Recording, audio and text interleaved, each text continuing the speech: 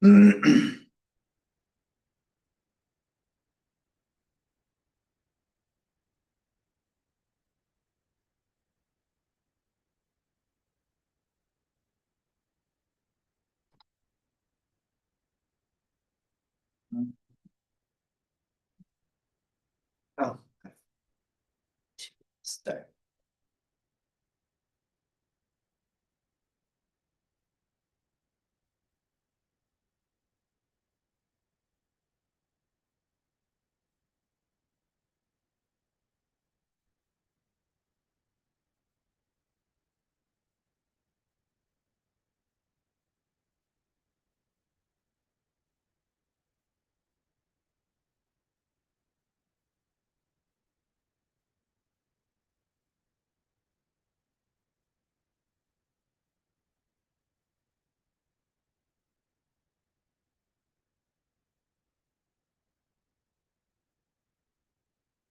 So,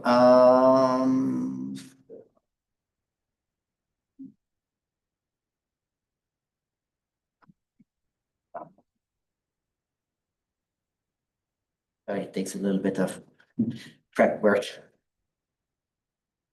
Say that.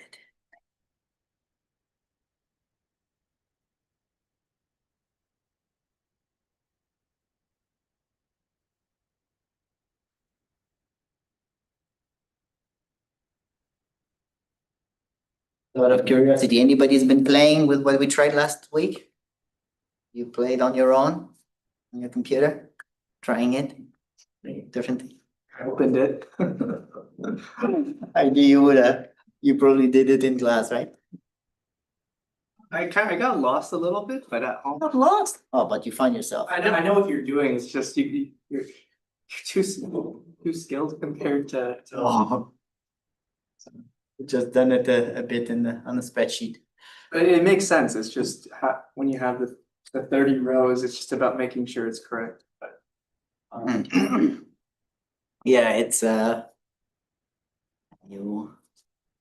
I mean, ideally, what you do is you make yourself a template. I never have a template for the class because I want to show you how you build it rough, you know. But ideally, you can do these. You build a master template, and you then just mostly fill numbers. And if you take the habit of creating that, I will never insist enough on making variables. If you make variables, even the functions, like the relationships, you create them as variables. It will probably slow down the processing because spreadsheets are not optimized for interpreting code like that. But overall, you can treat it more as you would programming after that, right? It's easy to visually place them.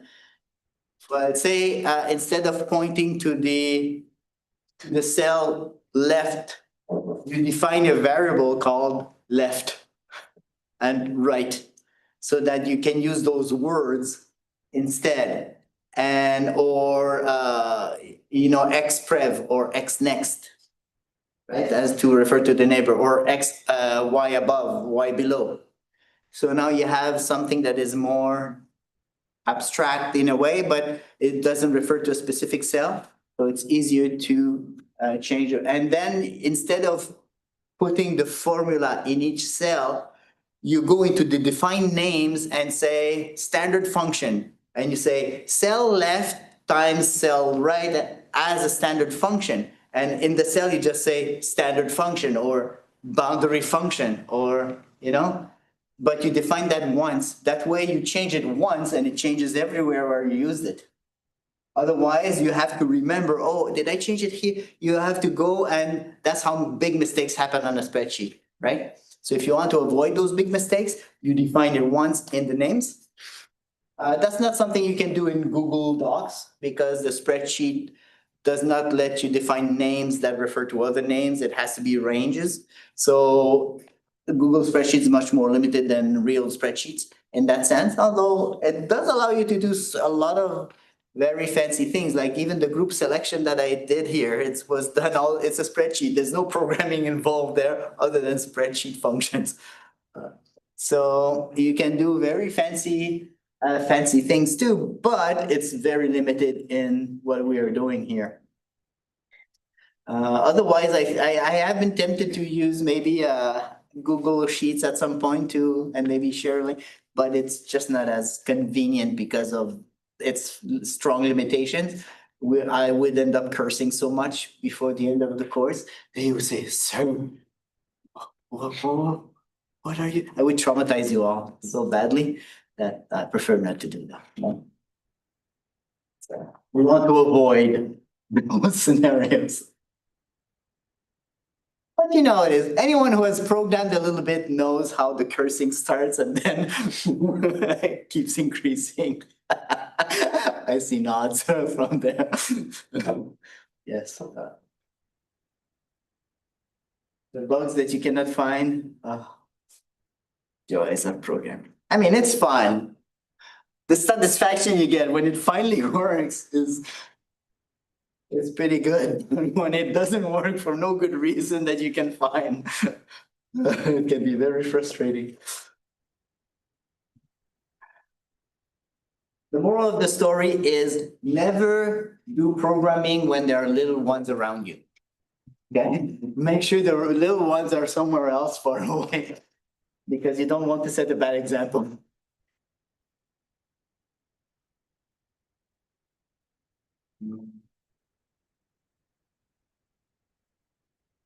So finite difference in a spreadsheet, I think we did start this last time. And I think the idea was to show you how the iterative process would work on a spreadsheet. I forgot about this slide.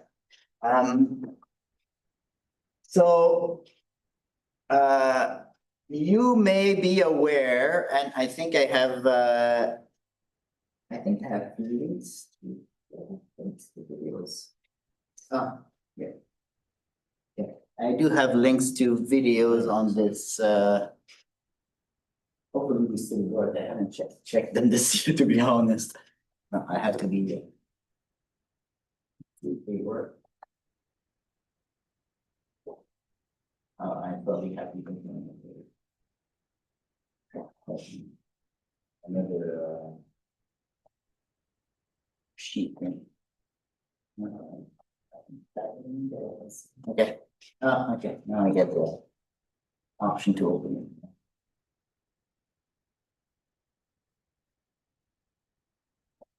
You're opening it somewhere. I don't see it here. I don't see it there.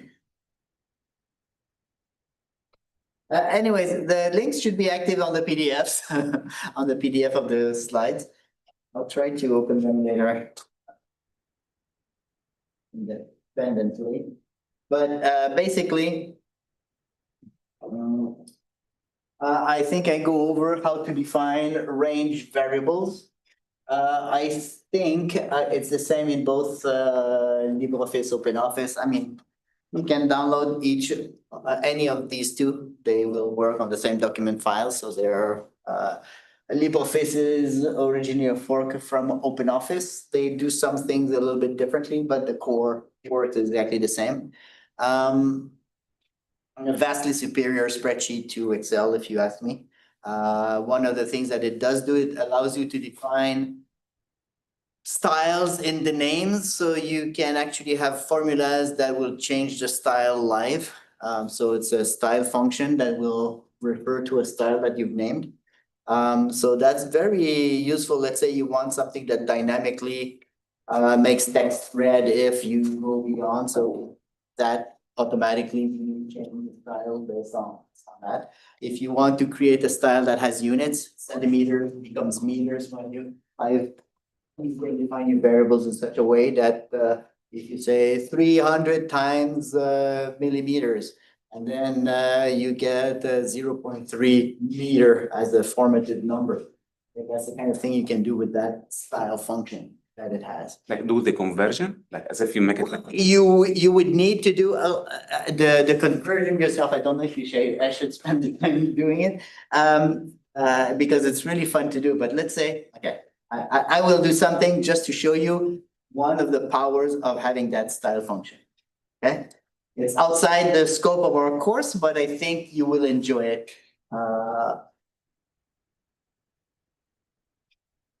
I certainly do. Okay,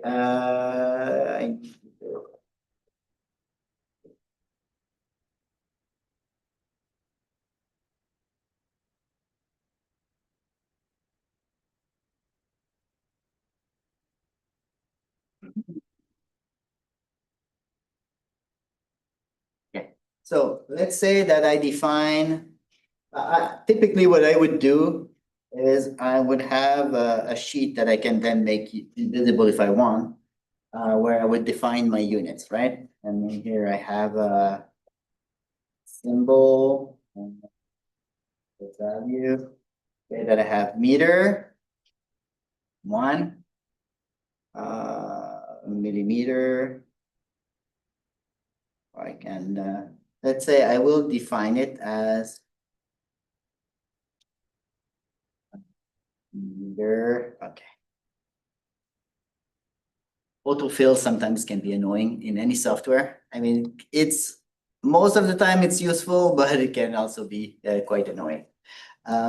Millimeter is 0 or meter over 1,000. Right? Centimeter, meter over 100. Let me define them as I go.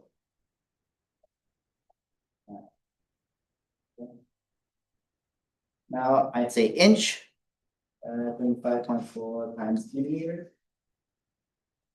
Okay, now I have this in this way, but it doesn't really really help. 5.4 times millimeters. This is inches. And I can say feet is equal to 12 inches.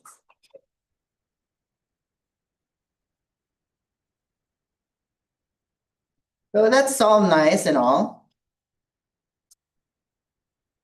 But you can still make mistakes in your spreadsheet overall, right?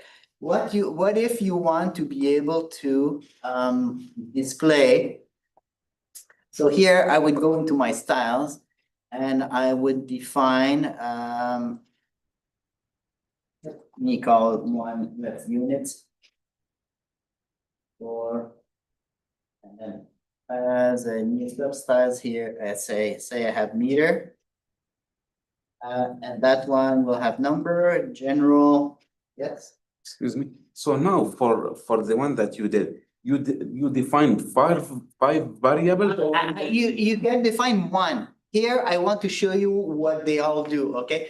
But I like to have multiple definitions because I want to say, well, I have 3 meters plus 25 inches. That gives me 3.635 meters because that's the default unit is 1. So it will always be meters, but it's not always obvious to remember that this is meters, right? So I want the display to be a bit smarter about it when it reports to me. Of course, this only works when you're dealing with the same units, okay, with the same type of unit. If not, you have to be, you have to basically tell it. But right now I'm adding styles and the styles will also have names, okay? So the style meter as for numbers, general, so whatever, and M as unit. And now I define a new style, millimeter, number, general, millimeter. Okay? Oops. Why? Okay. General, did I forget? Yeah, it's in meters, right? Sorry, I mean. Et cetera, et cetera, et cetera. I can have a new, but what's important is that I have meters here, okay? Because what I can do is in my definition, Control F3, by the way, and this is true also in Excel, Control F3 brings you to the defined variable name if you want. Okay, so there's two ways to define the variables. You can go here when you select a range variable, you go to the range, you can select whatever is shown here on that box. And you can type the name of the variable and you will assign it to that cell. But it doesn't need to be that. So if you want to have a function, you can go here. So I will go here to millimeter to meter. Okay. And I say plus style meter.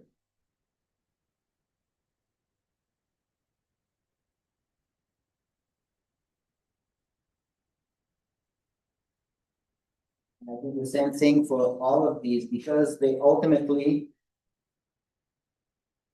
refer to meter. Inch. Yes.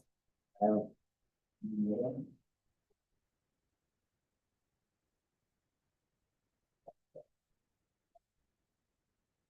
And the feet is and millimeters is also.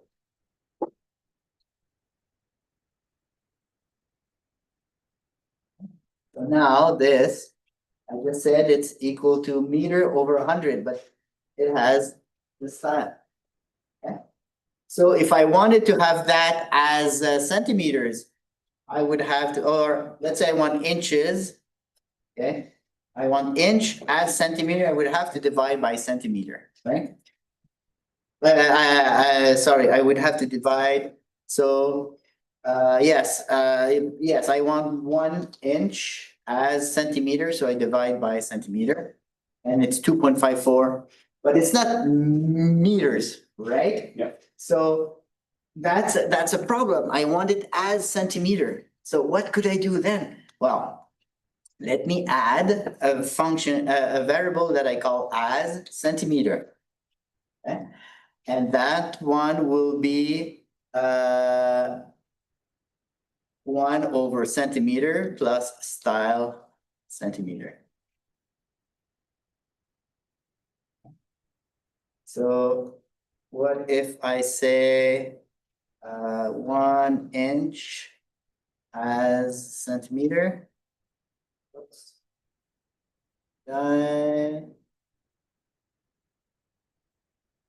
Style centimeters. Oh, I did not define style centimeter, that's why. So if I define new style, new centimeter, number general centimeter.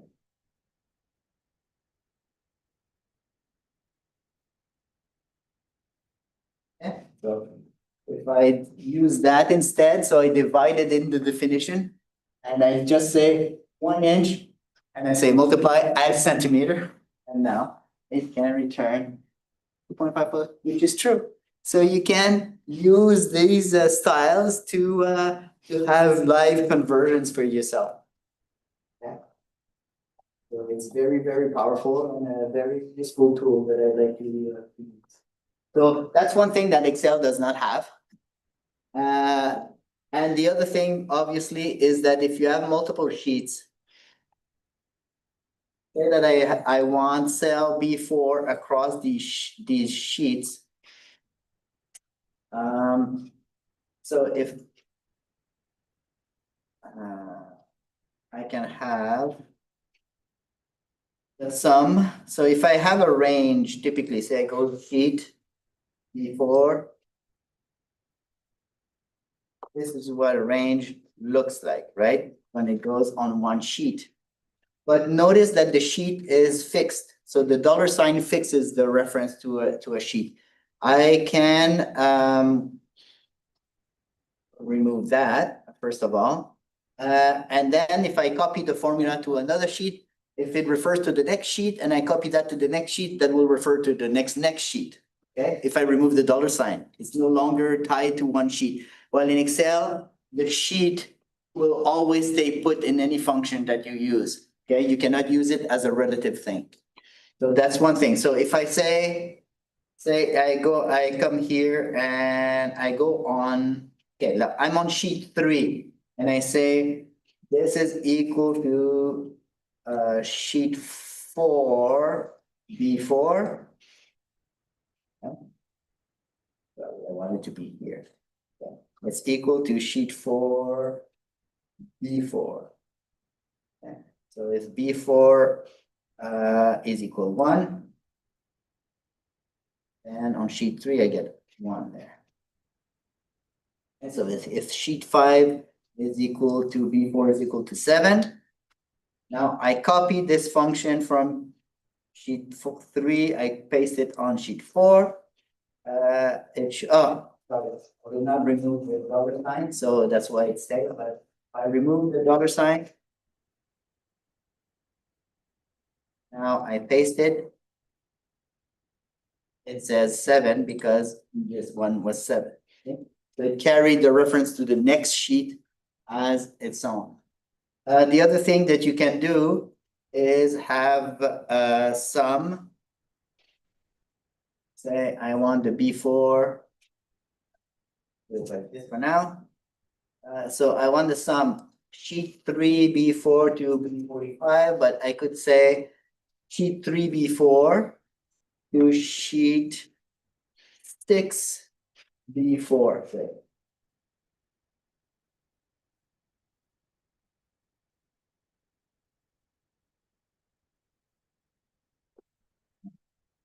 Sheet 3 dot B4 to sheet. It's called sheet 6.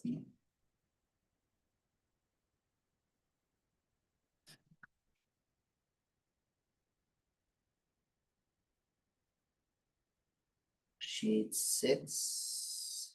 Oh, dot. Dot B4 there. Okay. So now it did a sum. So I can go from sheet 3 to sheet 6. I say 1, 2, 3, 4, right? All that before, and before. So that should do 1 plus 2, 3 plus 3, 6 plus 4, 10. And then you get 10. See, it sums across the sheets, which means that your sheets are now like a volume. You have row, column, and so you can do 3D finite difference in the same way that you would do it in 2D with, because each sheet is another dimension. Okay. So that's another thing that's very useful here. You can do sums across. And yeah, it's a very useful feature. So those two features are not there in Excel. Other than that, they are roughly compatible. The charts are maybe a bit more complete, if you want to say, in Excel. But at the same time, when you put arrows and things in the charts in Excel, it prints them however it wants. You cannot put an arrow that points in one place. At least the last time I used Excel, you could not. You have that properly scaled whenever you're trying to print. So that the combination of images with charts is a little bit better here. But you do have a bit more charts in Excel. Anyways, I recommend for spreadsheet that chart numeric is my personal choice. It does the best charting, the most detailed charting. Okay. So these are the little two things, anyways, that you can do in LibreOffice that you cannot do in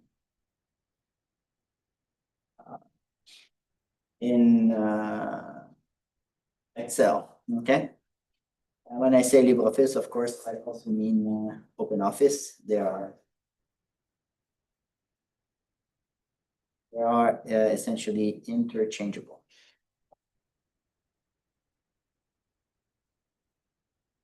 Okay. Yes.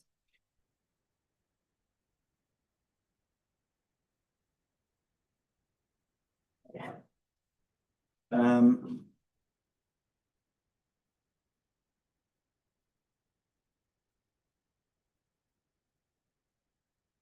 So to define range variables, as I said, Control F3 will let you go to to the menu in both software, or you go to in that ribbon, you go to name manager. By the way, I hate the ribbon. It's the worst interface design ever. You have here, most of the menus are context menus also, so this is where you find it in the main menu. But if you right click anywhere, you will have a context menu. And so, but as I said, Control F3 is the fast way to get to the defined names. And there you can define the names.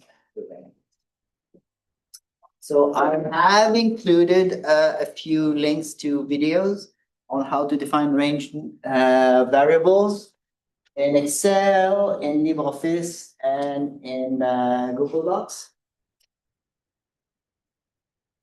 And how to set up the steady state spreadsheet, I think I was in those. So we wanted to set the spreadsheet in such a way that we can solve the same thing that we did last time, but we wanted it to be to let the spreadsheet do the iterations for us rather than having in columns, right? Why would you want to do that? Because in 1D it was easy enough to copy the columns or the rows down and continue. But when you want to do things in 2D, sometimes it can be useful to reach steady state. Again, this is not applicable when you're trying to do time dependent, okay? This is only for steady state, but using iterations instead of using the matrix approach, which will solve it all at once. The last time we saw how to do the matrix to solve all at once. And for this, we're going to try to solve the same thing, but so let me see if I have the that spreadsheet that we had last time. Good. I think I uploaded it, right? I should be able to get it back.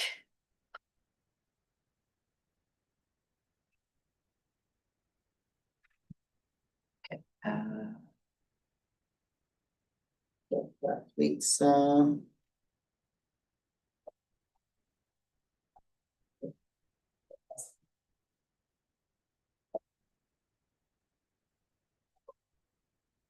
that was it.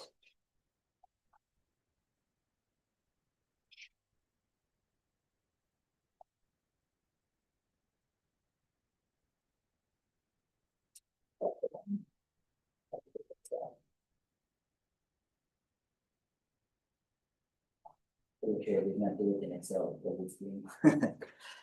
So this one was the one with the matrix solution, right?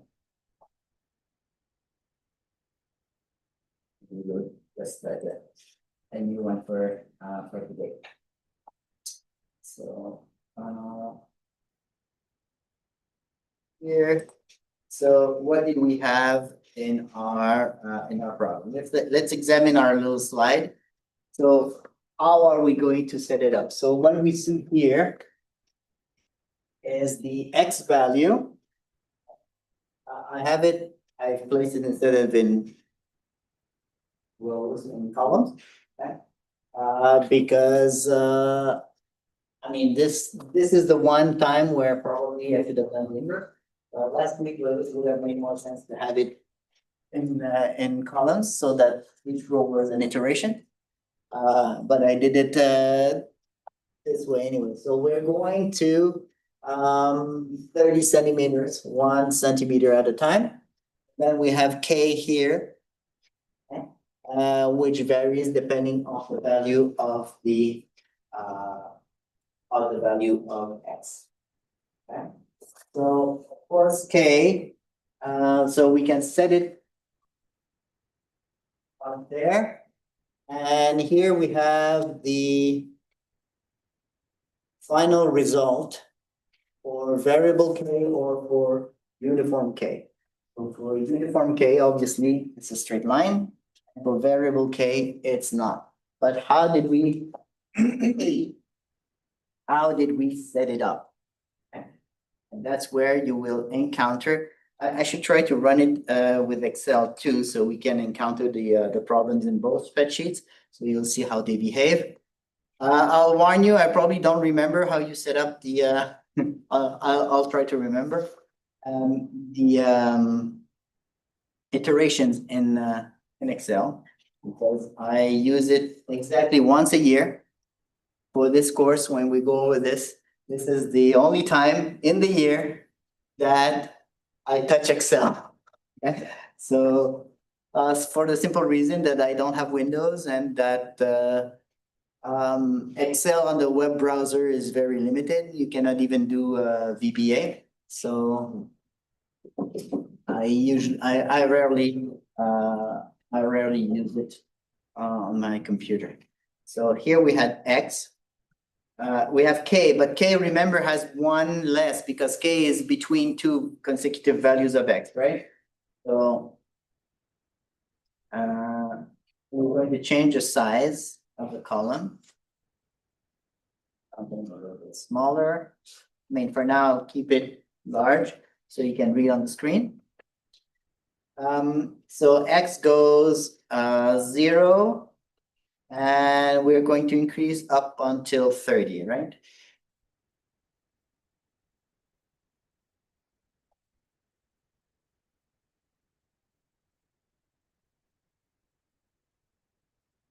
And K, again, it's 0.001 meter per second square, but we can just use 1/5 in this case. Now remember that K is really in the middle, okay? So we're gonna say if average of those two values is smaller than 10, it's 1. Else, if average of those two values is smaller than 20, then we say 5, otherwise we say 1. Okay. Make sure that it's working fine. So remember, this is in between 0 and 1, so that 10 and 11, this one, right? You should offset. I mean, what I should really do is as follows. Okay, just with formatting, it's a little bit easier to see what's going on. So the 1 is between 0 and 1, this is between 1 and 2. This one is between 10 and 15. So we're using consecutive ones in this case, but remember that we have one less K because it's really in between. And now we wanted to say uniform. Yes, I'm doing the opposite that I did in the slides because I'm a rebel that way. Okay. I hope you don't mind my rebellion sometimes. Oh, I forgot to open the chat. There was no questions.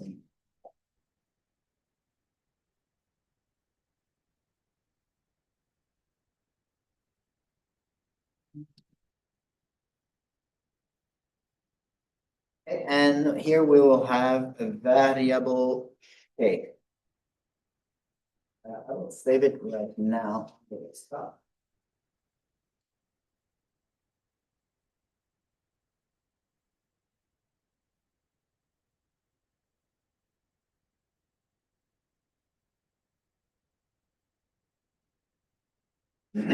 So hopefully I'll remember to upload it after. Have uniform K and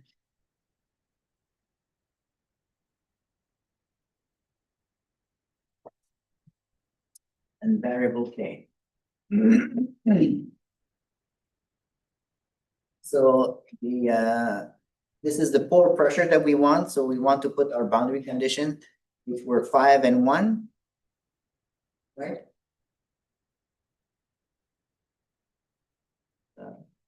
You color. I want trees, rows and columns. Okay. You can move, but still bigger, you know what we have. So the boundary condition, I said, I think last time it was 5 at one end and 1 at the other end. I can go check on my.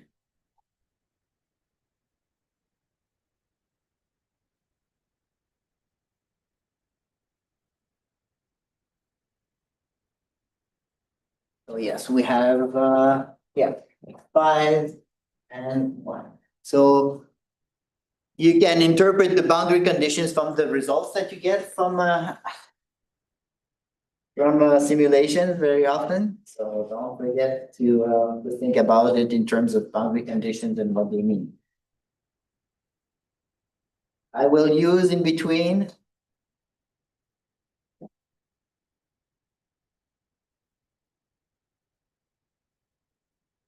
my initial values.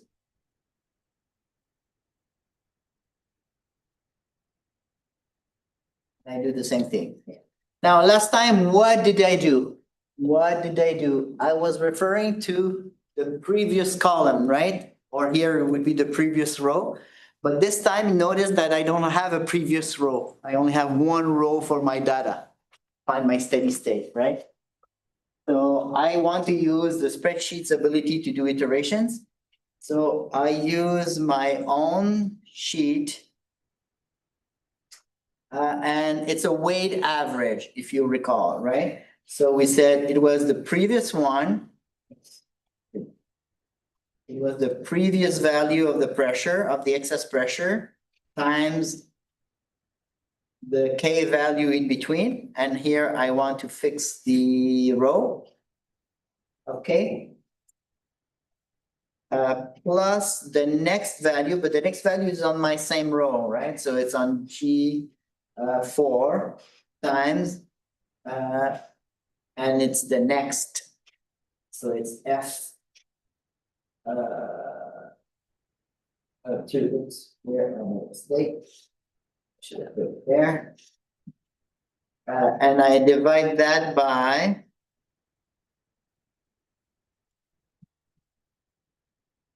I divide that by the sum of the two kids. This one plus this. That's a weighted average. Okay, that works fine, right? So see, this one did the weighted average based on the two neighbors and the two values of K that I have there, right? And that should not be sorry. I'll go back. This is actually variable, okay? Okay, because I went on the wrong version. For uniform, it's just the two neighbors divided by 2, the sum of the two neighbors divided by 2. Okay, so because K is equal, it gives me the same value for now. That went fine, but what happens, do you think, when I try to copy this on the next one? Oh, I get you are pasting that into cells that already contain data. Okay, no, that's not the error I expected. Okay, apparently I didn't have an error because I think I had my default settings, sorry. My default settings, if I go to options, calculations on calc. I already have iteration selected, okay? I had saved my iteration, so by default, I would not have iterations selected usually. So if I try to do this, what I get is an error message that says error 522, because you're self-referencing. See, this cell refers to that cell and that cell refers to that cell, so that caused an error. If we select the next cell, like 1, 2, where you have 3, okay? Yes. So it will be taking the data from where? From the top or from the variable? No, it's from itself. That's why I'm getting an error now, okay, because it's using this too. Yeah. these two neighbors. Yeah. But this one is also really Yeah. using these two, so in these two cells, what I have is a self-reference, okay? And by default, and that should be the same in Excel, you will get, The one which give div of like the error and the Excel div. you have circular reference. The error is the circular reference. See if I run, Excel.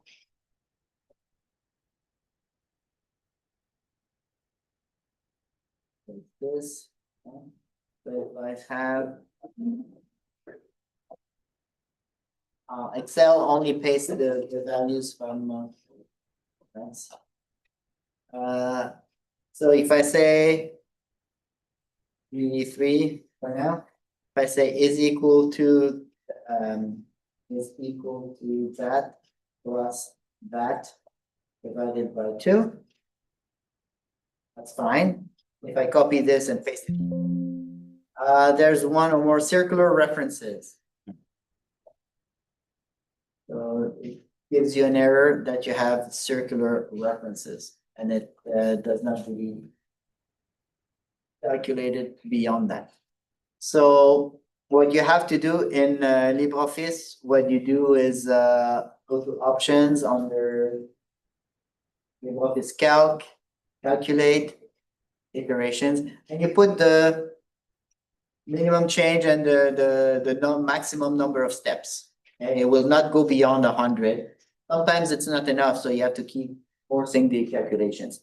So I will copy this formula and keep pasting. Sometimes you have to paste it little parts at a time, otherwise it will confuse itself. Okay?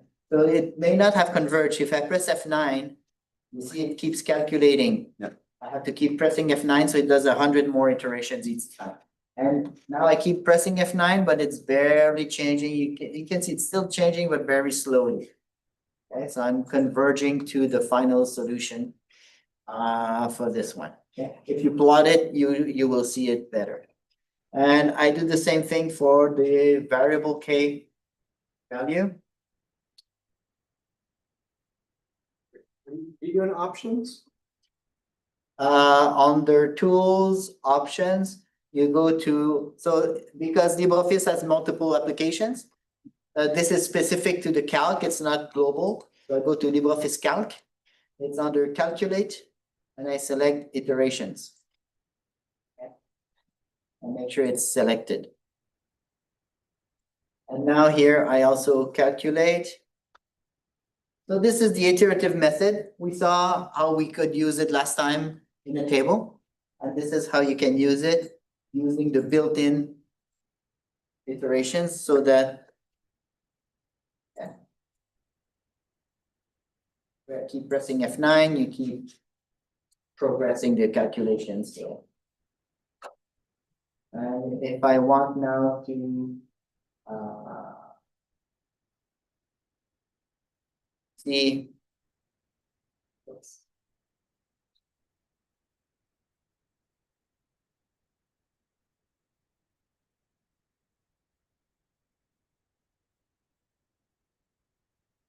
I insert a chart.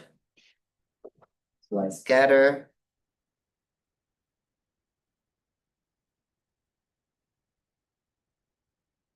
Oh, I forgot. My mistake. I forgot to say by row.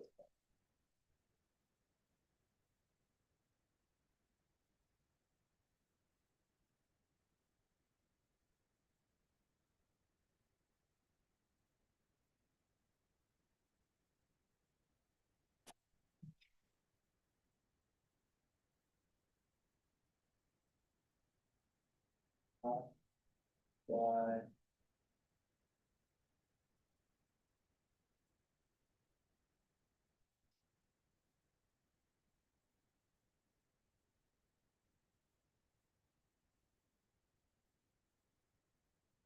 okay, so you see that we've converged to the appropriate value. So if I were to restart this, I'm going to copy Greens everywhere except for the first one. I keep the formula.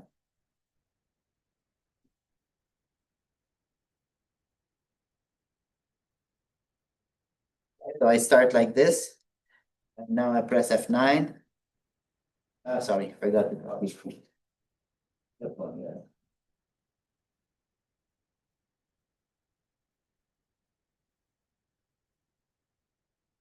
Pressing F9. See each iteration. Oh, did I not copy you?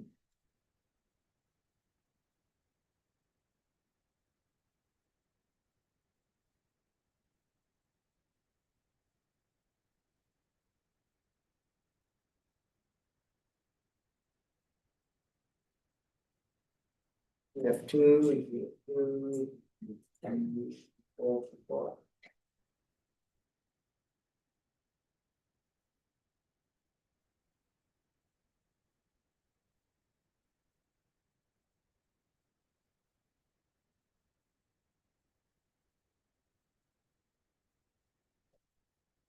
Excuse me. So it will, this one, it will keep continue because you put like as if the range 100. Okay, the alteration. Yes, if you put 1,000, it will iterate more. But the point is, I will reach to the point if I clicked F9 continuous, let's say. You could use a million. It will reach to 0. No, this will not reach to 0 because you have your boundary condition, see? This one is always 5, this one is always 5. Yeah. This one is always 1, this one is always 1, so they cannot reach to 0. And they will reach the steady state. It will not go to 0, it will go to steady state. Okay?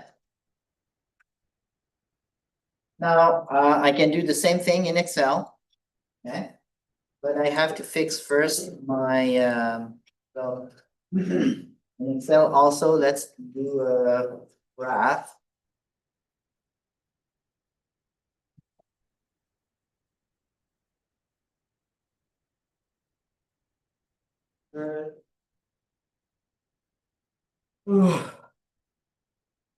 Did I mention I hate the ribbon?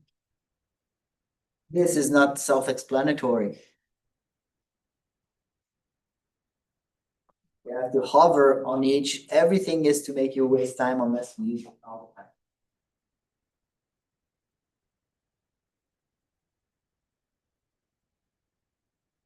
That's not a, I don't want stack one, I want X, Y. Y scatter, is this X, Y scatter? One X, Y scatter, is this X, Y scatter?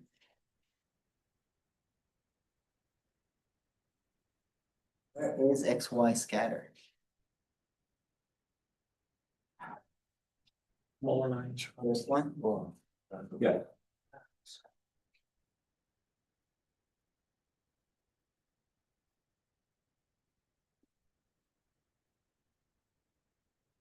Yeah, but I want the first one to be the common X. Sure, insert the verse and select the data. See, Excel 5 used to do it exactly how I've done it in LibreOffice. Isn't that much easier? Where you select all the data first and then you select. That's not working in all the Excel. So Excel is going backwards. As we increase in date, it's actually losing functionality. Good to know. This is good to know. I wanna know, like, how do you find the 5, 4, and 3, 3, 3 for the variable one? Pardon me? How did you find the 4, 5? How do you find like the rows on variable and uniform? Row? This line, the variable line. What do you mean? How do I find it? K. Uniform K variable K. Uniform K and variable. Oh, it's just the average of the neighbors, right? Which neighbor, like? The 5 and on the same line. That's why that's why we're getting that error. That there's a circular reference because it's on the same line. Okay, I forced the error because I want to show you how to solve. I was hoping to have a figure like I did in LibreOffice, but apparently I need to learn to use Excel again. Change chart type, no, I want to select data. Let me say that Excel is going backwards. It used to be easier to use, it used to be the same thing that I just did. Because it's easier when you first select the data and then it asks and you say common X, right? And because now I have to insert two data series. Well, the other way, so if I have 10 rows with a common X, I just do it once and I have 10 figures. But this way, I would have to do it 10 times. Yeah. Yes. That is painful. Oh my gosh. So, yeah, well.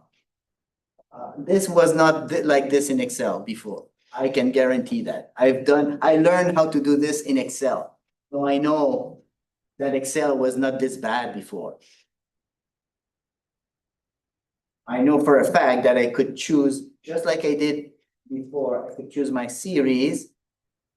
Say insert scatter. And I had maybe more scatter charts. Have an option with comment. It does not. It really forces me to.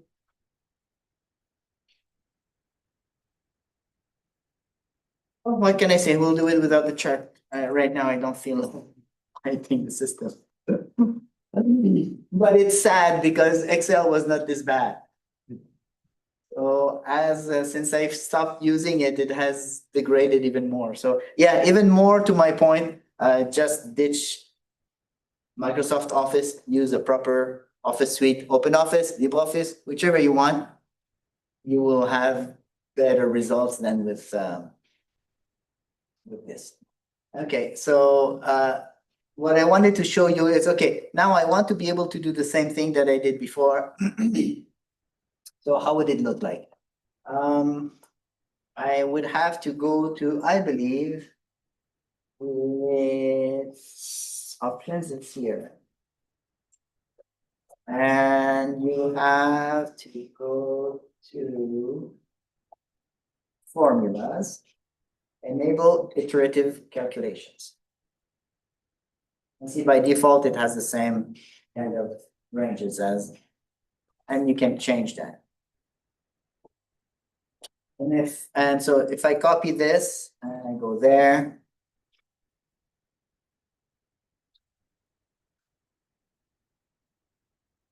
Nine. Nine works the same way. And you converge until you reach your final destination.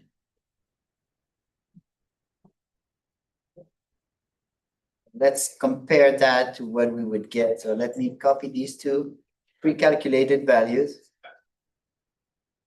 Place them here. So these are static now, but they will give us a visual, since it's painful to add graphs. We do it this way, which isn't just painful. I'll have to try it. I cannot believe that they left it at that. And it's not possible. So I'll do the other one also, so you get the same thing, but now you should get the same thing here also. So it's the previous one and the K previous. And again, F4 lets you toggle the, you're aware of that, right? F4 adds the $sign plus the next value, which is V4 times. It's divided by.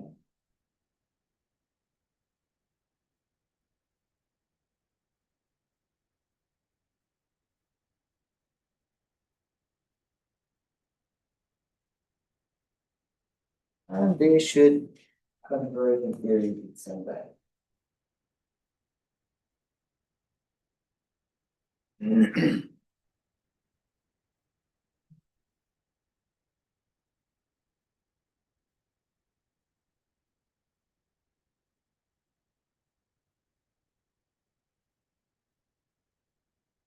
And I don't remember how much I had converted this one. I think it was a little bit off.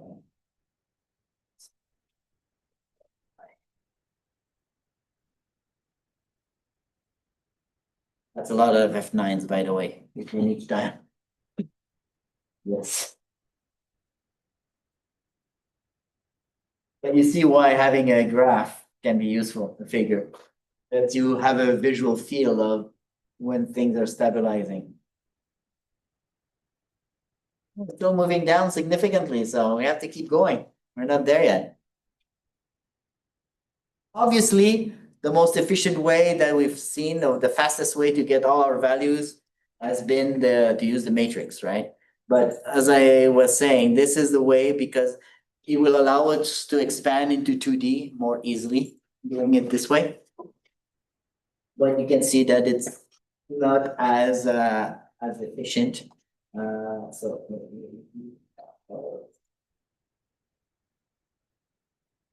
So every time that you are pressing apply. It recalculates all the spreadsheets. Yes, but at the end, the blue line reach to the zone like a orange line? No, because it's non-uniform. We don't have the same value of K. Yeah. So there's different different resistance to flow. So the slope will be different. K has a single slope. Yeah. Because it's a single soil. The blue line will have three slopes because we have three soil chunks.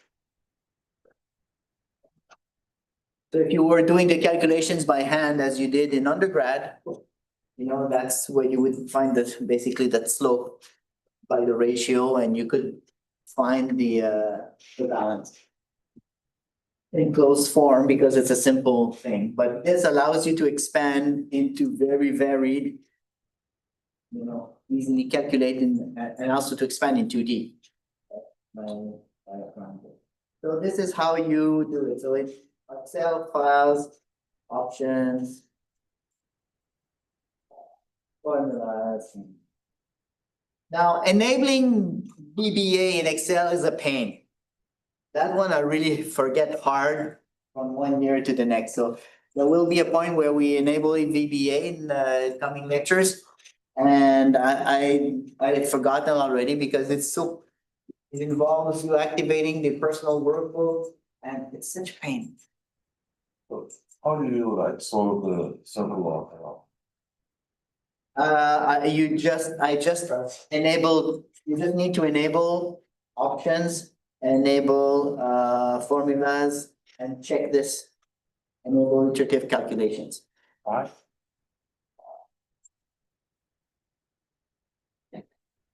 So file, options. Formulas. Enable calculation.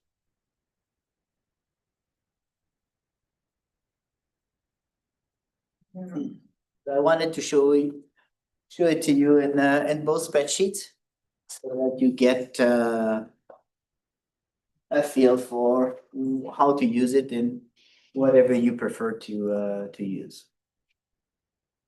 I don't know if I have here. What did I do? What did I do?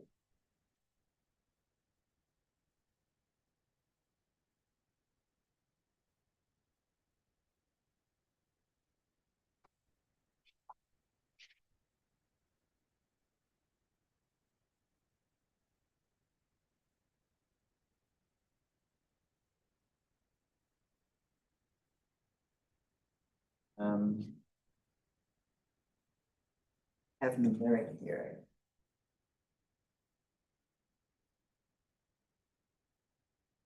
Numeric is a little open source spreadsheet that I recommend.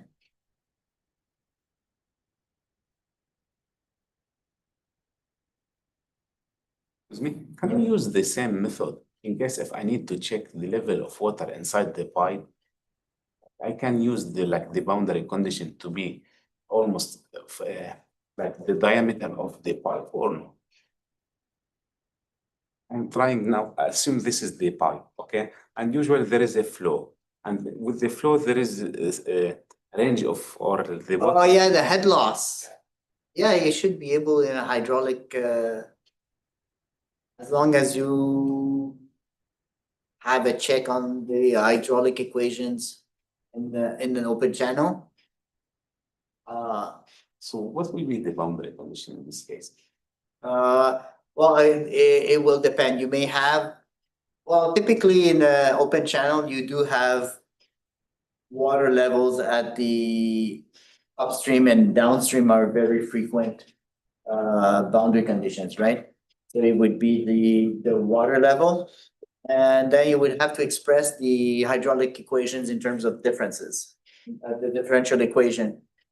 And so you could have a constant flow, you could have as a boundary condition, your boundary condition might be a specific inflow. And at the outlet, it could be a specific outflow per minute. If you have a pump, say, that's removing some water, or you have. But very often in open channels, what you do have is levels at some point. It depends on the geometry, right? Sometimes you have a total volume of a fixed volume that goes down. So as a given volume is removed, you have to recalculate a new head, right? So that head is not fixed, it's fixed for a time step. And then for the next time step, it went down by the amount of volume that went away. So sometimes it is a constant head, but constant only within a time step. Right, and it changes based on your recalculation if you have a finite volume. Okay, so the two basic boundary condition in controlling hydraulic flow are the head and the flux. Okay, how much flow per unit area goes by, so the speed, the apparent velocity, basically the flux through a cross section. Those are the two basic ones. On those, you can then build fancy conditions, as if I have a tub here that is this diameter and it is filled up to here. Well, at time zero, that's my head. It's a constant head. That's what's driving the system. If here I have open to atmosphere and it's free to go anywhere. So here the pressure is zero. So the pressure is equal to the elevation head. The hydraulic head is equal to the elevation head everywhere here. Okay. So those are my boundary conditions. So notice that if I have a cross section and there's a height of water, saying that on this face the pressure is zero means that the pressure is changing with depth, but always equal to the elevation head. Okay, that the hydraulic head anyways is always not zero, it's the pressure that's zero, which means that the hydraulic head over the face is equal to the hydraulic head. So those are small variation on the same two boundary conditions, and any boundary condition that you can imagine will be a variation of those two basic ones, fixed head or fixed flux. Okay, so those are the two core ones. Any other one uses those, expresses whatever it does in terms of those. Okay.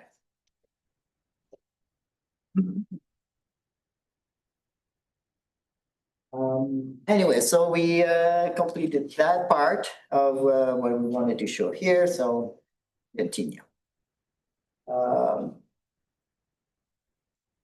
Okay, so I may have to set up. So one thing that I will, and the iteration method will be in, oh, I forgot to copy, sorry. I'm gonna have to restart this. I forgot to copy my fonts. Sorry about that. The open symbol fonts for equate by default in Windows, so it's fonts.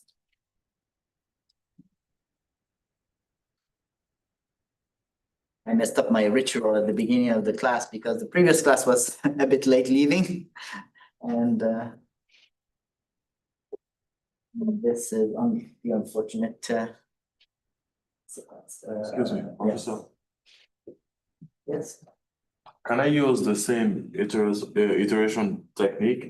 technique for Newton method and second method? Yes. But it only works if you can express. See, when we do the calculation settlement, Yeah. we build the whole table, right? The table is for one value of B. Mhm. So unless you put all that table as a single row of calculations, you cannot do it that way, right? Or because what I'm saying is that the secant method needs its own table. So you have two, so this whole table of settlement provides only one data point there, so it's not a function. If it was a function, yes, you could do it this way for a function. Okay. But it becomes a bit more complicated when we deal with settlement, particularly if you have embankments and geometry is weird, but yes, you can definitely use that. And you will find many problems in civil engineering in your classes where you can use the iterative process. And not everybody is aware of the spreadsheet built-in iterative solution, right? So I always like to mention it. Yes, so sometimes the built-in iteration process is not sufficient. I hope I copied that.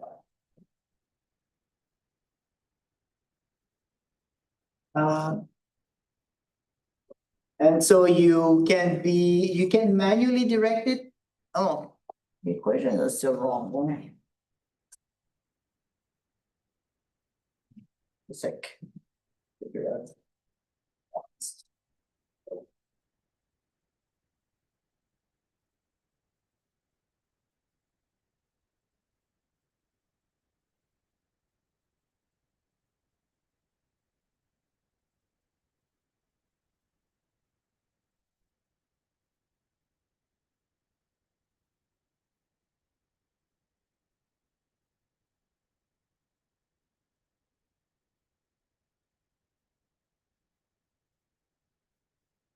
Oh. Okay. Okay.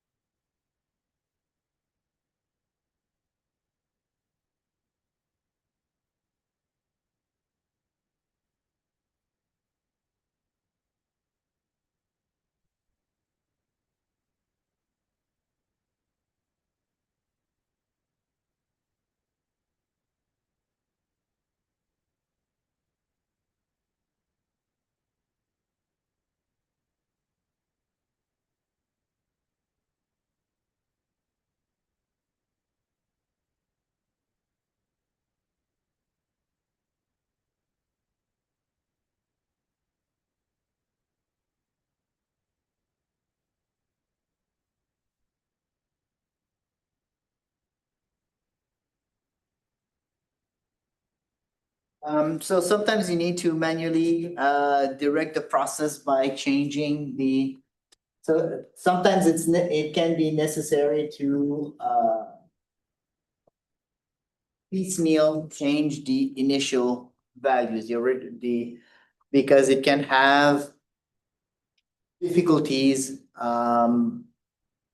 converging, or depending on what the initial values were, or if there was an error. Sometimes an error pops in and it propagates. So there are scenarios where you may have to change some of the values to a new seed and before you can recopy the formula and continue. And so it's not always foolproof when you use an iterative approach. Okay, so be aware that you can find little, particularly when we get into 2D. But the whole point of showing you this iterative process, built-in iterative process, is because we want to go in 2D. And if we wanted to go in 2D using the same approach we did last time, we would have to identify each cell as a node, reorganize them in a single row or a single column, and refer to each other appropriately. So because that can be a little bit cumbersome, so we want to be able to use the 2D layout of a spreadsheet, the natural 2D layout of a spreadsheet, to make it easier for us to set up a problem. Okay, because I guess for most of you in this class, after my first introduction on the first day, your goal is to be able to solve all these numerical methods without having to program, right? Except you. I know you love to program. But I think most of your colleagues would like to be able to do things without necessarily programming. I mean, the point is not really to avoid programming, we are really programming, we're doing these things. But it does offer you a backup tool to check some of your results if you're coding, right? When something is weird, when you're coding, you can check it with an approach like this on a simple layout and bang, you get something. Although, as I said, I promise you, we will at some point go into geometry in 2D that is not a rectangle. I promise you that. We will do a dam. We will do a dam. Damn it. So in 1D, we had the differential equation for the change in water content. And let me make it clear, we are not going to go into changes of water content per se, because you're talking about the messy relationships with the soil water characteristic curve, right? And the suction is a function of the soil water characteristic curve, which is function also of the compression. So it gets messy, and we want to keep things simple. But it's important to see how the equations work. And in 2D at steady state, it doesn't really matter if it's saturated or not.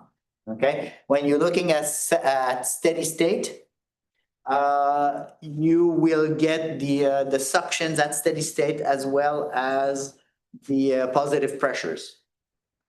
But the transient flow is where it becomes really messy. And we will concentrate on saturated soil.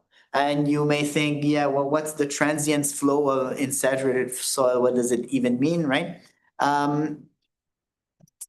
Because there's no change in water content, right? That equation here, this whole thing is change in water content. So how do we have a change in water content in saturated soil? And that's by changing the volume of the soil, and that's where we go into consolidation. So we will see when we talk in transient flow, we will mostly do transient flow via consolidation. But in steady state, it doesn't really matter because it is steady state. So you can have a steady state flow through an unsaturated part, the soil. Okay, so we go back to our equation. This time we have 2D. So in 2D, if we have steady state, we have the change of water content over time is 0 at steady state. That's the key part of recognizing steady state. We have the same equation of H, but this time instead of having only one index, we have I and J. I is in the X direction, J is in the Y direction. And we have, so over delta X squared and over delta Y squared, instead of the delta Z we were using in 1D. Well, I guess we could call this Y, Z instead of Y, but usually, often when we deal in 2D, we'll often go X and Y for because that's what people are used to, to using in that context. But I like to use Z, X, Y, Z when I do deal in 3D, and in that case, X and Y is on the plane. Z is it just works better with the right-hand method, having X, Y, Z, instead of a lot of computer games have X, Y being the face, and then Z being pointing towards you. But it feels unnatural, particularly when you want to convert coordinates in space. So north, east.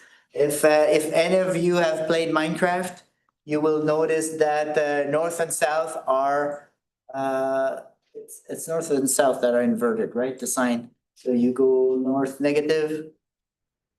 Or is it east and west? Anyways, one of them is inverted. And maybe they use X. Yeah, because it's X is in the east-west direction. Z is in the north-south direction. So south is negative Z. And they use Y being the vertical. So It means that the coordinates, when you're trying to frame yourself in terms of the plan, okay, where you would think east being positive, north being positive, west being negative, south being negative in the standard Cartesian plan, it kind of messes you up. So I prefer to go always X, Y on the plan view, and Z being the elevation. And it's what is used typically in every other field except computer games.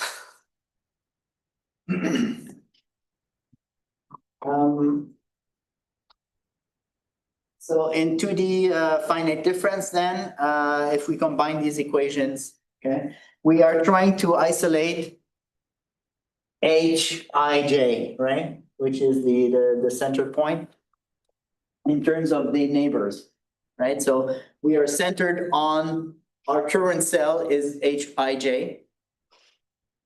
And anything that has plus or minus one is a neighbor. So that's what we are trying to isolate. And if we just do a little bit of algebra, we get to Hij is equal to, it's still a weighted average. Notice that it's still a weighted average, basically, okay? It's nothing more, except right now we don't have K. Okay, this is a uniform soil. So the hydraulic conductivity is the same everywhere. That's why we dropped it early on, right? But it's a weighted average in terms of the sum of the square of delta x and delta y, basically. Okay, so we have delta y that multiplies the x neighbors. Okay, so this is the x neighbors, which are multiplied by delta y squared, plus the y neighbors up and down, which are multiplied by the delta x squared. And we divide by 2 times delta x squared versus delta y squared. Now, if delta x and delta y are equal, basically, we have, sorry, this was 1 plus 1, so we have delta x can be taken out as a parameter, right? And will be canceled. Delta x squared will be the same everywhere. And this is 2 times 2 will be 4. So we divide by 4. We have the sum of the 4 neighbors divided by 4. So if delta x and delta y are equal, it's just an average of 4 neighbors. That's why we divide by 4, which makes sense. If delta x and delta y are different, then you have to go through the full formula. Okay, but if you have a perfectly square grid, the formula becomes even simpler. It's the square, it's the average of the 4 neighbors. Nothing more. So now we get to have a, you want to have a little break before? Just 5-10 minutes? Go to the emergency room, maybe, if you need to. Stretch your legs, and then we'll solve this as fast as we can. Hopefully we finish today if I don't make too many mistakes. Huh? Yeah, not in Excel, in LibreOffice, because I don't want to lose my sanity. I still value my sanity, you know? I try to use Excel, I will for sure lose it.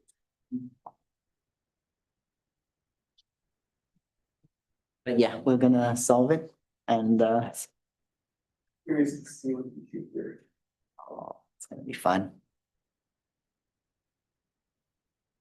This is, yeah. Well, it's interesting. You can do these things. Yeah. Get software. Oh, it should be in the links. I've added, let me see.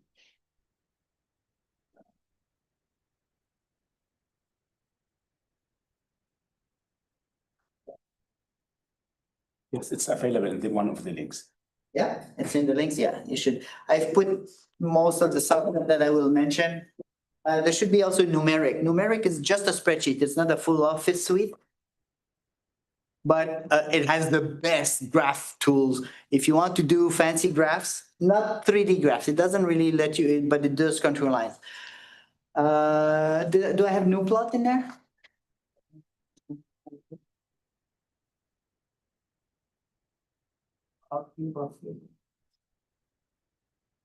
Okay, I should add new plot and numeric.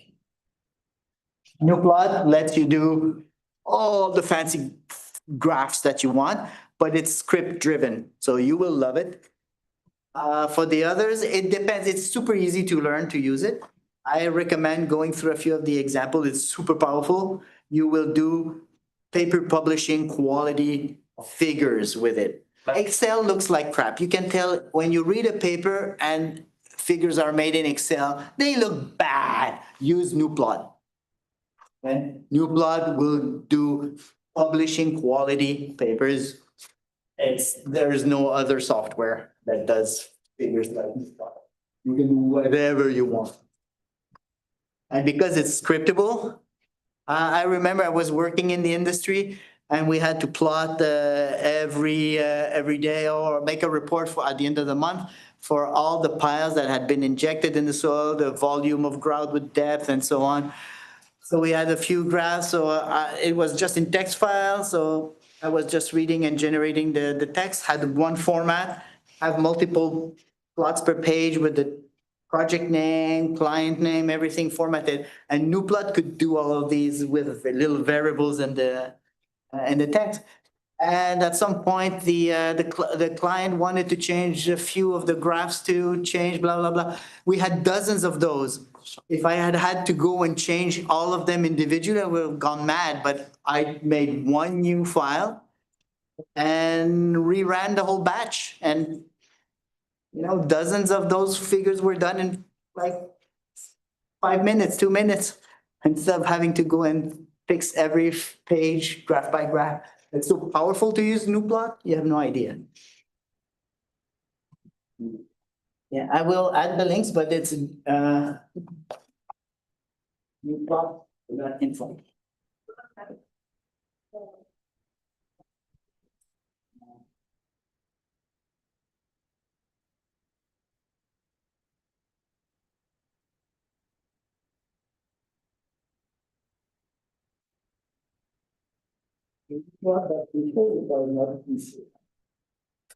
If you use you can do animations. Their demos are not the most beautiful. You can do really good looking graphs, but they have demos. Which is one thing we can say about it. Animation, let's go with animation. You can do this just from simple script. They used to have more animations too, but it's so much more powerful than what you see here. It looks really pro quality what you can do with this. You can have multiple graphs in one. So here you see the script that is needed to generate these. There's probably yeah. And see, you can have completely different types of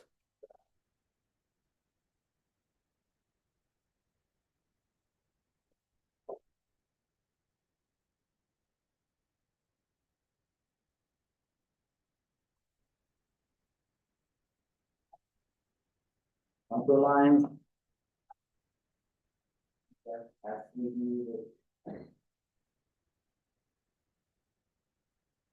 So you can plug whatever. It's you will not find commercial or otherwise a more powerful plotting tool than this one. If you do your thesis without this, you're asking for pain. Learn to use it, spend a couple of hours it may take you to learn to use it effectively. I'm so happy. And those are cheap looking. They use garish colors, but if you want plots just in black and white for publication purposes, you just select the mode I mean, they have, the grayscale and they have black and white, but you just change the mode and I create different types of lines that are easy to distinguish. It's not like the crappy dashes that you have in Excel that all look the same. So this one is really, really, really, really good software. It does 2D, does 3D. Actually, it does 4D technically because you can have 3D plus color depth. So it's yeah. Time, Huh? time too. No, but the color, well, it depends what you assign the color to be, right? The color, in this case, the color looks to be equal to the z-axis, but you could assign a different value to the color. So it could be independent from the z-axis. Maybe it's related to time or it's related to, But can you have like a time scale bar? So you can- well, you have animation, so yes. The fact that you have animation means that you can have an evolution in time, so yes. So 5D, there, we found a fifth dimension. You can have color, 3D in space, color, and animation for time. Yeah, it's 5D plots. There you go. I'll be right back.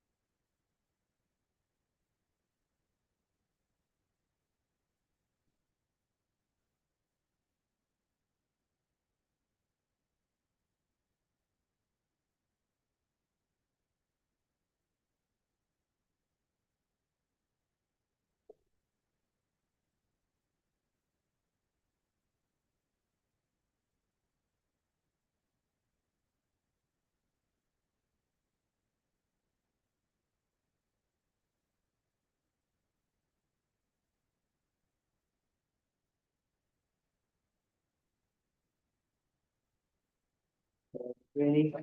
If you want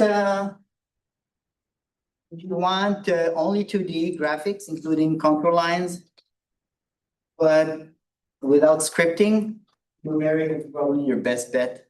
The thing is, for Windows, it hasn't had a viable binary compiled in years, decades now, actually.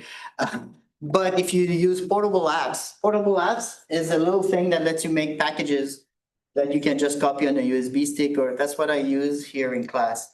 You may notice that at the beginning of class, I tend to find it.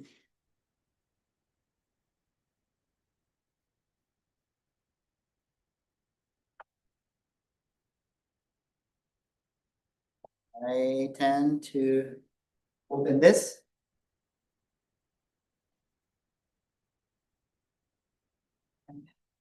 So I have installed on a computer, on my computer, I have installed this. I have different installation. This is the package I call Comment that I use for different courses. And I have LibreOffice, obviously, and LibreCAD, which I often use in different courses.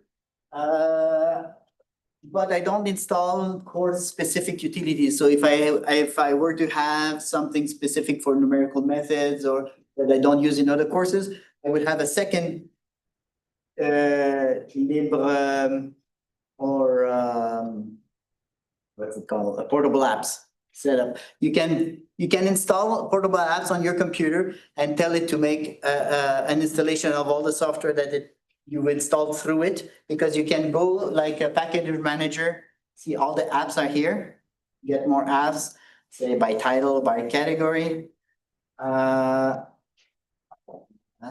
It will install, but what you have is in a USB have one installation or multiple, as I do. I can have multiple ones tailored to specific courses. So this is my general one that I have these things. If I wanted to get more apps by title.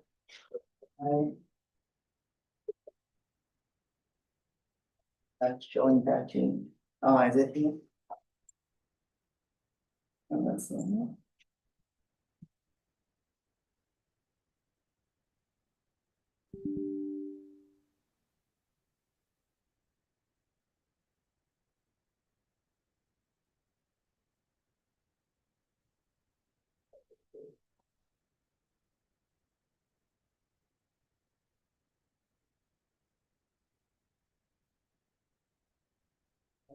Anyways, it's interface of this works better. Anyways, once you have it installed, you can install the paths directly. You can download the, see under here, you can install the new path.exe. That you would download from portable apps. Portable apps is here. And you can find a lot of these open source software for Windows in here. And you can make a little package that you can carry like that on a USB stick with the apps that you want. Why would you want to do that? Because say this OpenOffice has my templates.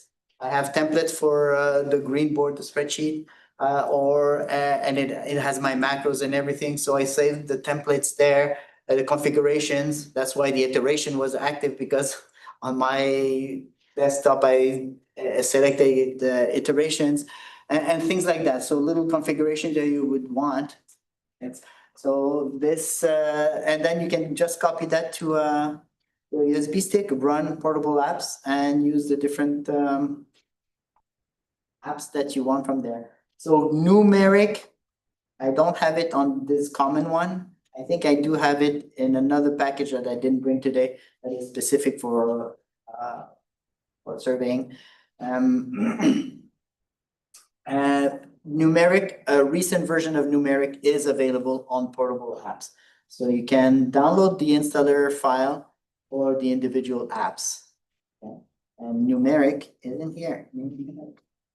Okay. So for Windows users, that's the best way to install Numeric. Okay, a working version.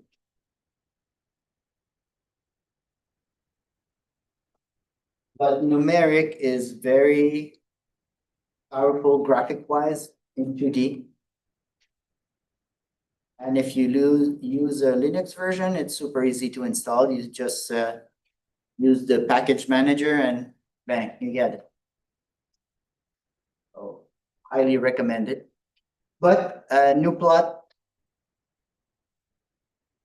this is your most powerful, the most powerful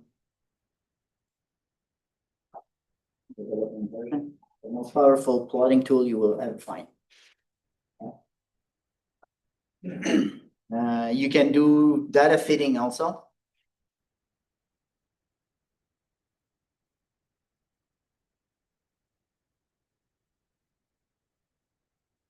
I have a web.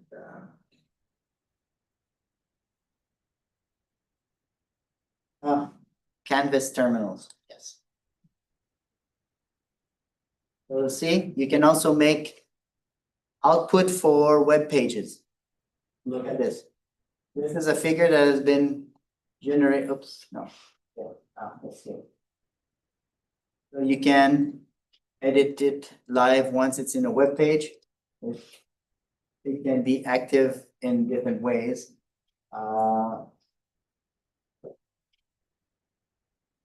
Okay, so again here, you can start playing with these. You can do the coordinates. Anyways, it's a really, that's the HTML canvas. But we have different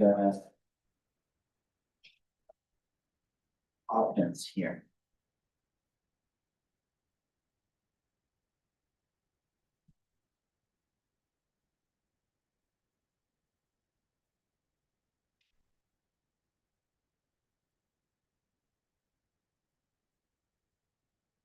On the web page. That being said, let's go back to our fun part, our fun party. What were we doing? We were doing example 1. Okay. So we want to get this basically on our spreadsheet, right? That's the output with the data and color gradient. I have to show you that it works. It has worked in the past, so today we're supposed to get the same high quality output. And do that on Excel? You can do that on Excel.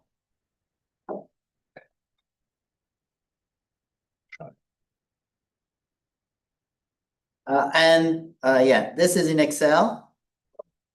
And this is the same thing in new plot. Okay? This one is very big. I took the data. I mean, I did not simulate it in new plot. I saved the data from the spreadsheet and I plotted it in new plot. But you can plot it also in your spreadsheet. And I could remove you could remove the black text here, just have the colors in the spreadsheet. We're gonna see that today with conditional formatting. Conditional formatting can be very powerful. Actually, you can get contour lines also with conditional formatting, you know? If you make the special conditions that break at jumps. So we go from 5 to 1. So let's see if we can achieve that, right? First of all. I say if. Because we're doing it live, so the answer is probably no.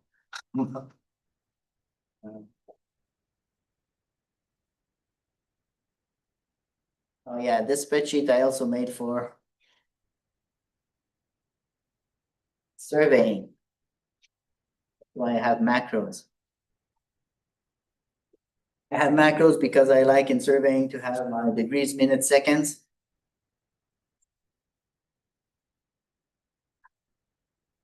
And be able to go back.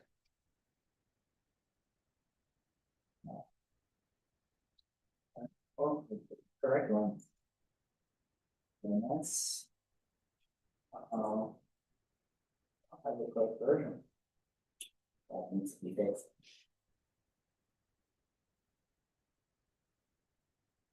Needs to be fixed, so then this one. Okay. So the new version actually uses the same function, but there's no reason I should have two functions when one function works. But I love macros. Excel has made it so difficult to put macros in your spreadsheets now. So we were trying to do, what was the geometry? From 0 to 0.1. So it's 10 centimeters and 30 centimeters long and 10 centimeters deep. Right? And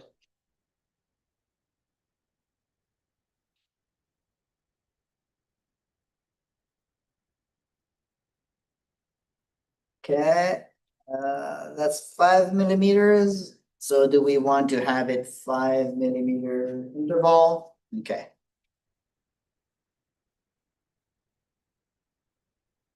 So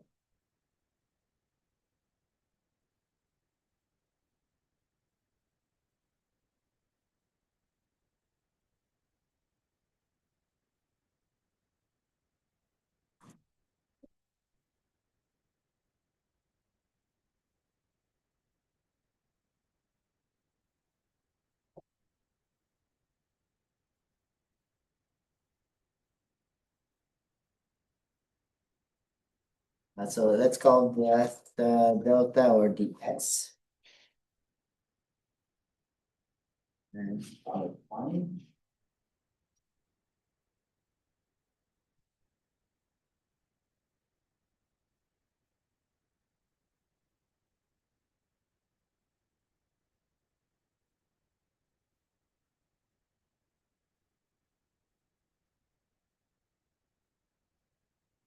Oh, Another thing where we can hope this beats Excel. Notice I can choose a variable and now declare that it's bound to a sheet. The domain is now the sheet instead of being global. In Excel, you better not forget to tell Excel that it's global when you define it, which means in Excel, you cannot say this cell is now my cell. And then say, oh, I want this to be just for this sheet. On sheet one. You cannot do that in Excel because if you define it here like this, using this, it will be defined globally. So let me show you. If I say that this one, I want to be call my cell, right? I say this is my cell.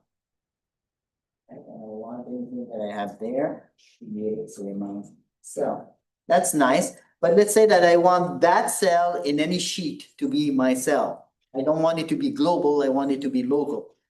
Okay, let's go to F3. And now I want it to be not workbook, I just want it for this sheet. Edit. Oh, it's locked. It's just global for the whole workbook now. I can no longer. The only way that I can change it is to delete it and redefine from this menu my cell. That's for this sheet. And the reference. That's just a little frustrating thing that I found that also is an advantage is that here I can redefine the scope at any point, even though that is already defined. So we defined delta X and delta Y. So we will, for fun, I like to reduce the width so that we can see. So we have 0, X, and we're going to 30, right? 30 centimeters. Oh, we may want to go 0.5, right? Because that the width of that thing is 0.5.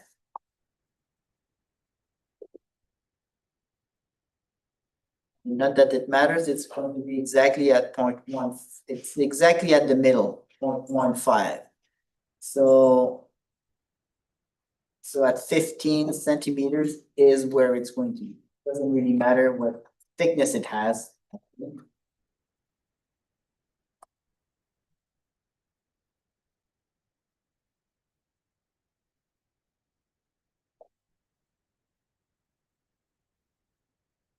And here I have the y's, which will be 0, be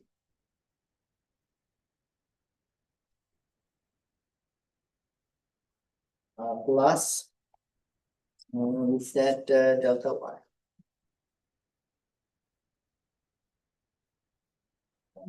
Having an error, did I not define delta y?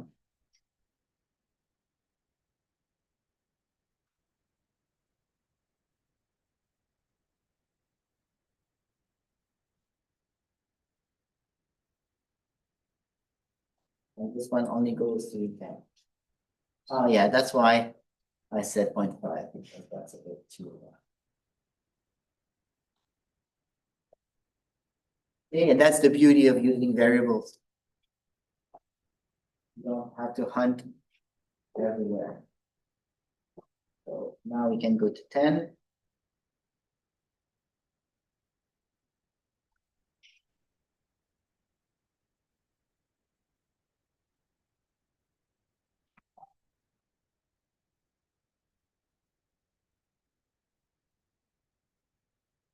Now, I like to do view, freeze rows and columns.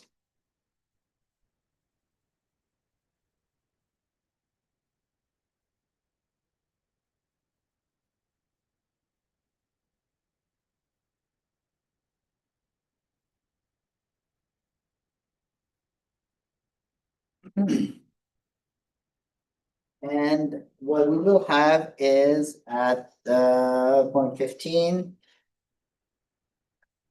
So exactly at 15.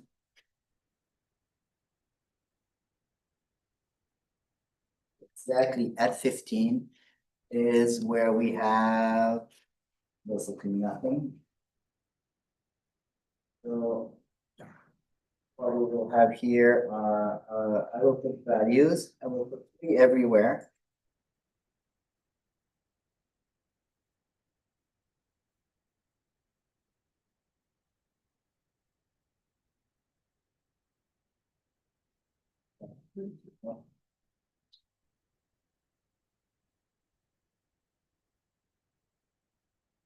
And because we're using iterative approach.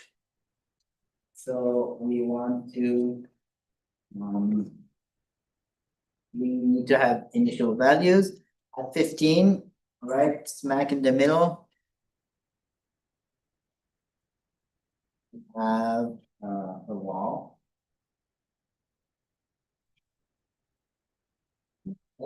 Did you change like delta X and delta Y 0.5? I changed the x to 0.5x. And delta Y was?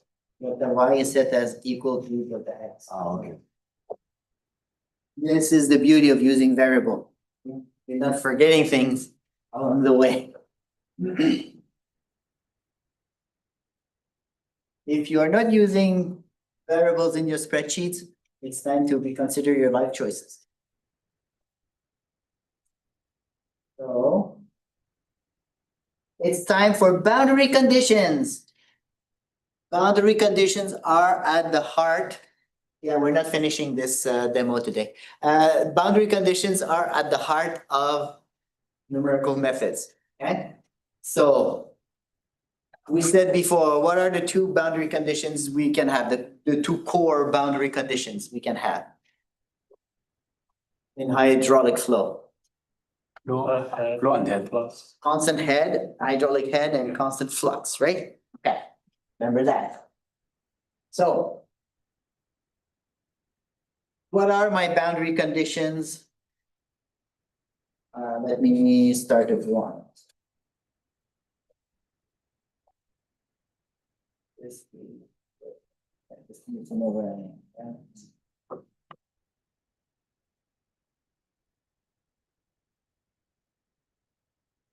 Good. So, wrong.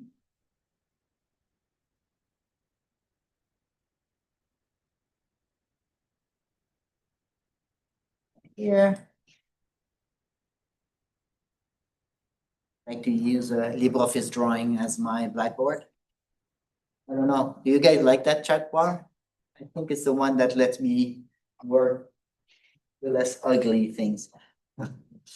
Oh, change this, gotcha. So,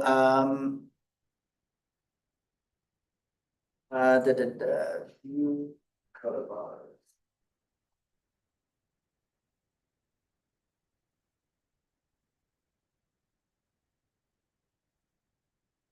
We have our soil. It's a uniform soil for now.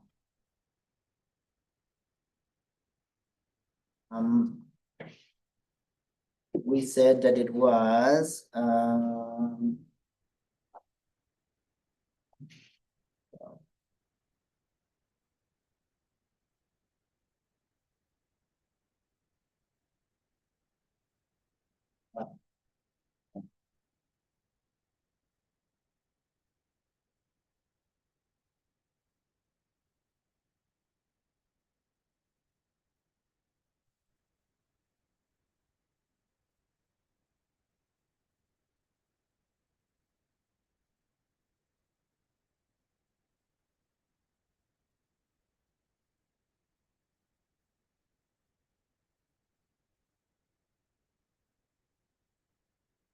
okay.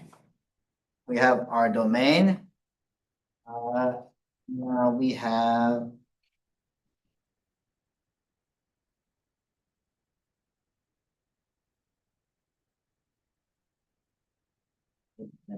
use this to get it was first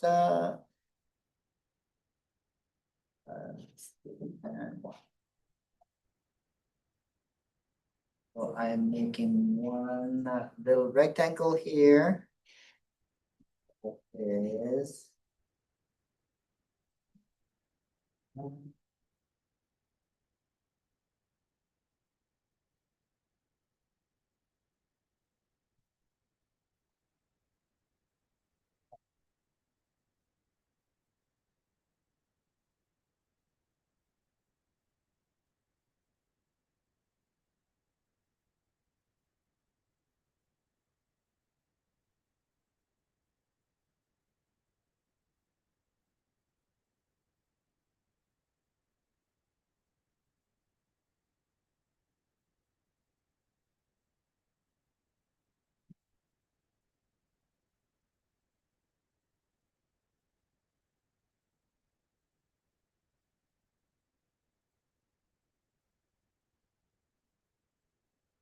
So that's looks a little bit like our domain, right? Now, what are the boundary conditions that we have? 5 and 1. 5 and 1, okay? So where is 5? We will draw blue lines for 5. Mark the boundary, that is constant head 5. Where do I put it? Where is that boundary?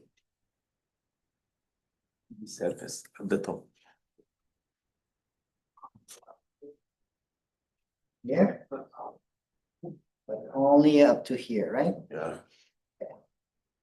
So we'll have another boundary for the downstream head 1. Where does it go? Oil surface. Or Here? what? Okay. Yeah. We have other boundaries.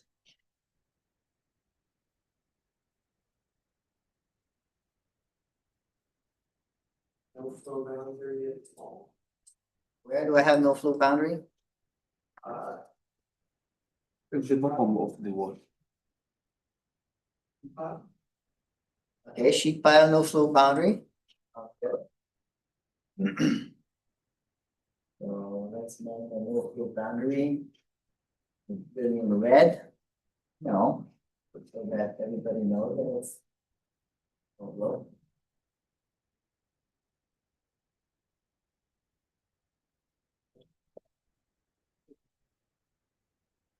We're obviously gonna put no flow around everything, but we did put flow on the bottom. And we specified. Okay, it depends what you want to model. Say that you want to model field conditions. This was long enough. What would be your? What would be your boundary conditions at this? Based off well hydraulics, wherever you get out. Yes, if you're precise, but if you assume they're long enough. Like, if this is a field condition, if it's large enough, you wouldn't know up to where to put it, but it should be a constant head, the same constant head all over here, right? Should be the same constant head upstream and downstream. Now, the thing is, the problem is what is long enough, so you have to make it very long. The truth is that if this is much longer, but you don't want to do the computational load that would require, zooming in onto a part that is really constant head at the two ends, but close by, would be the same as having a no flow boundary. It would come to something similar. The no flow boundary is the correct one to use for lab. In the lab, if you have it in a container, it's no flow boundary. If it's in the field, it should be constant head boundary far enough. Okay, far field. But that's what, and that's when it becomes handy sometimes to have variable delta X for those parts there, because I want to have the resolution. So you may have a fewer bigger ones. But yes, but let's say that this is lab, so as you said, this would be no flow boundaries throughout. Okay, so we'll represent that, which is also probably a better representation of the behavior even of field condition where we have control over the snaps.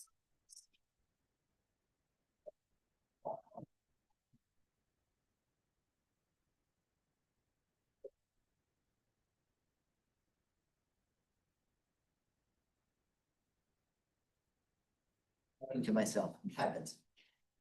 It happens with age. No, this one should not. This one.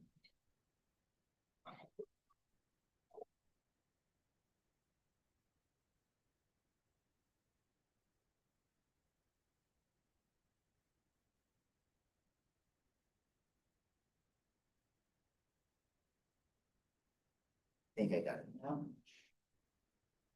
Better.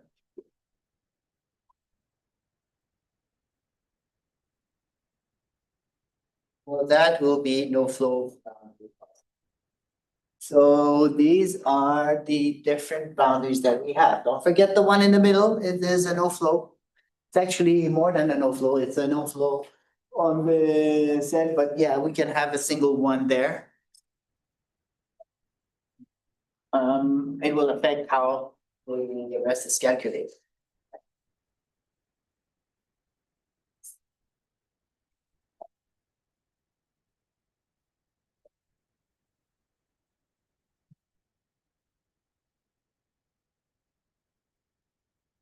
Chartable, save.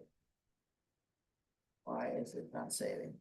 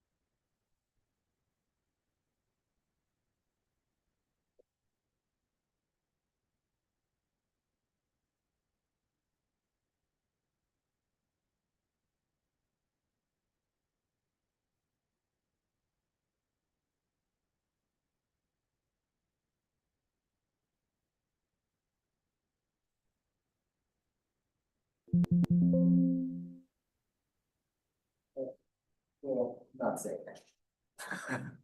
That'll be easier. Let's try and do this one.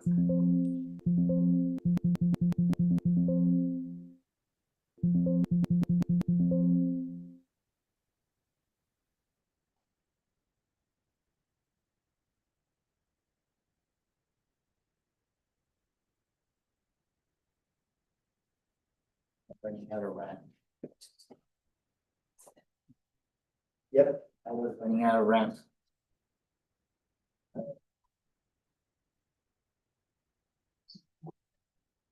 But fortunately, that's why we save. Yeah.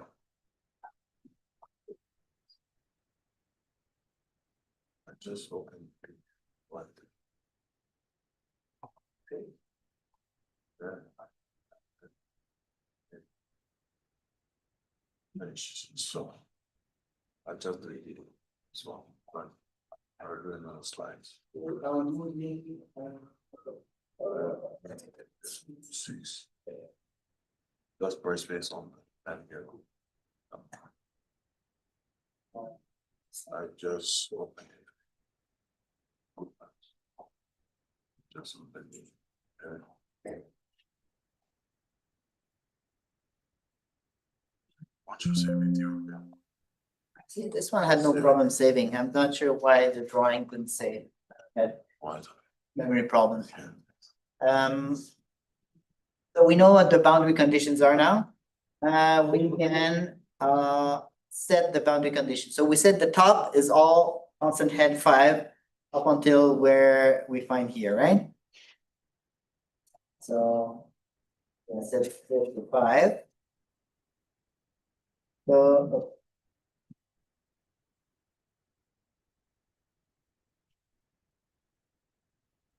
and here we said it was 1. Okay. Now we have no flow. How do we do no flow boundaries? These are all hydraulic heads.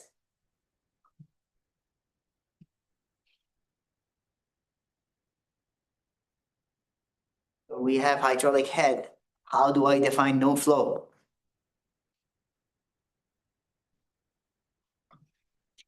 What causes flow? Velocity. 2 points. Okay, what's the potential here? Here. Yeah, but the potential is 0 only if there's no flow. What is my potential?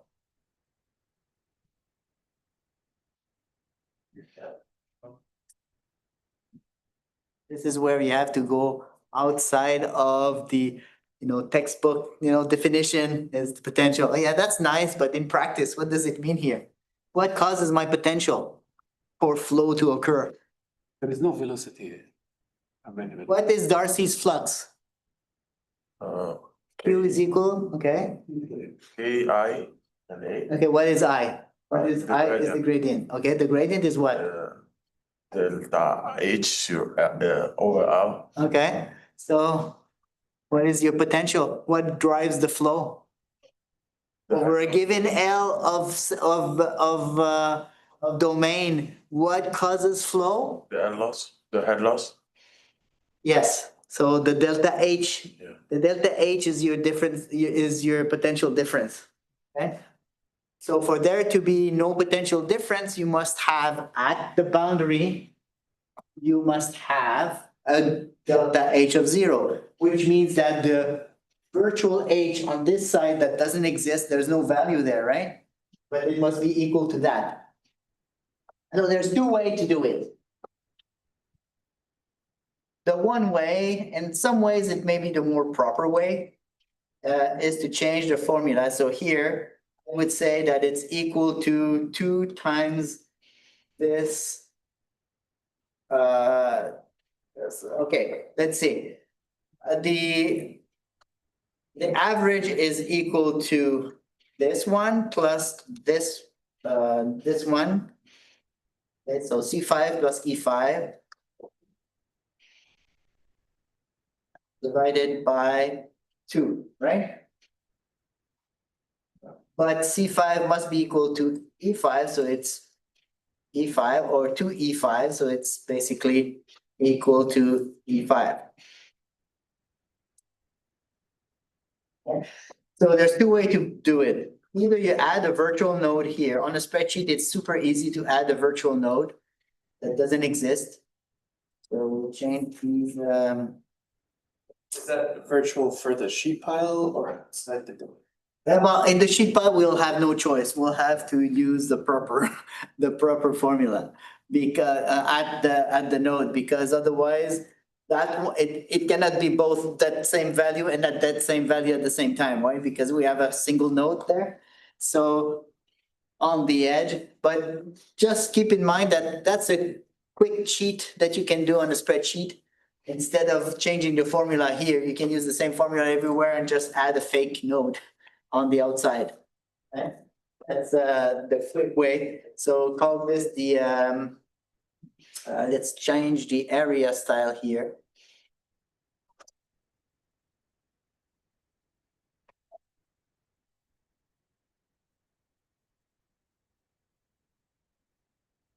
GT node. And we can have background.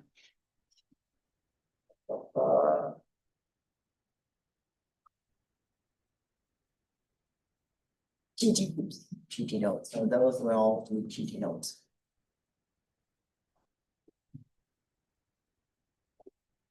the GT nodes.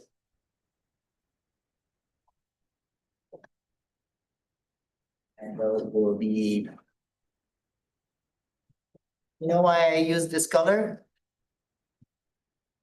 Well, it's salmon. Salmon is fishy. GT nodes have to be fishy. Okay, well, you're not allowed to use any other color than salmon. Make sure that you know that it's a GT node.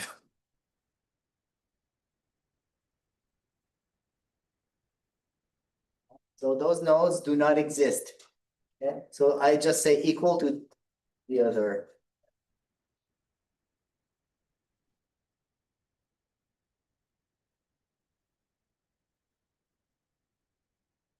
And at the bottom, it's of course equal to the node, not immediately, but the other one.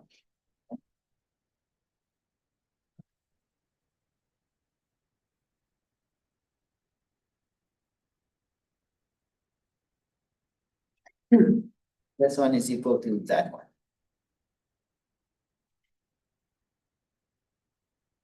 Okay. We have our GT nodes defined. Now, this is, so now we have the sum of all the neighbors divided by 4. So it's this one plus this one plus this one plus this one. So we're on D5, so it's D4 plus D6 plus C5 plus. I mean, eventually we'll define names, okay? Because as I said, it's easier to not make mistakes if we define names. Okay? So I should probably start doing it.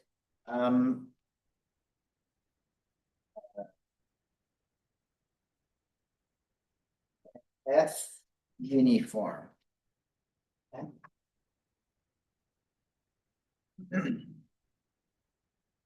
And that one is, oh, first I would have to. Well, okay. The problem is adding processing time, but okay, let's add, so I'm at D5, so I want to say above is D4. Okay, without dollar signs, because I don't want to fix it. It's because my current cell is D5. If I say that without any dollar signs, if above is D4, it will be the one above, okay, of the current cell. So to show you, if I change to J14, and I go to above, it's J13. So it changed because it was really relative to my current cell. Okay. So if I define a cell name without dollar signs on the letter reference, it will be relative to the current cell that is selected. Okay. So above is D4. I can say below is D6 without dollar signs. I can say left is C5. At least it's not C4, otherwise we'd have to run. And right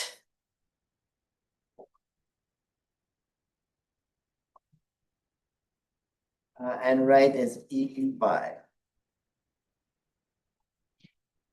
Correct? Did I make a mistake on one of those? Left, right? Left, right is E5. Left is that one. Above is that one. So we see the highlight in blue, so it's convenient. Below is D6, right? Perfect.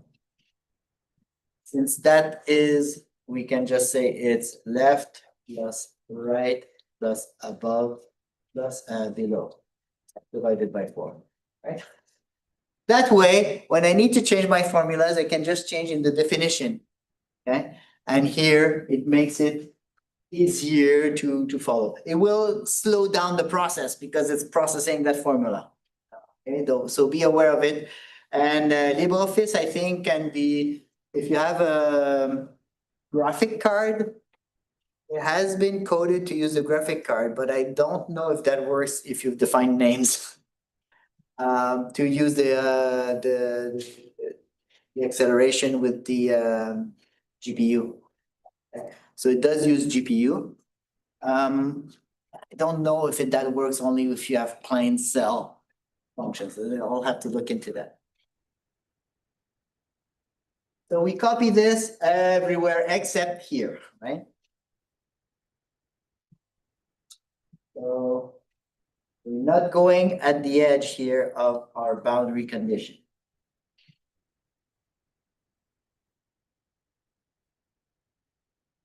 Obviously, you can go at these corners.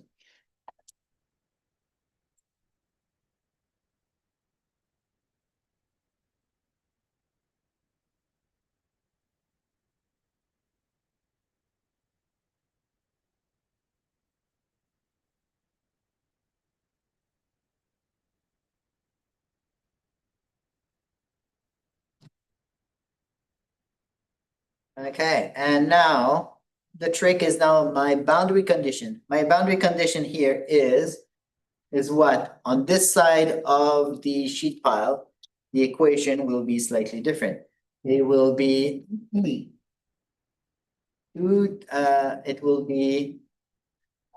times left plus above plus below, right? Divided by 4. Because I use the same reflection exists, right? If there was a node on the right, it would point to the left, right? So I want that one, it will be there too. So it's 2 times that one plus above plus below, or plus above plus below, right? So it's 2 times the left one on the left side.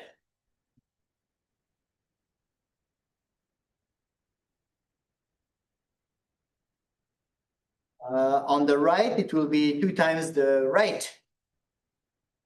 2 times right plus above plus below divided by 4, right?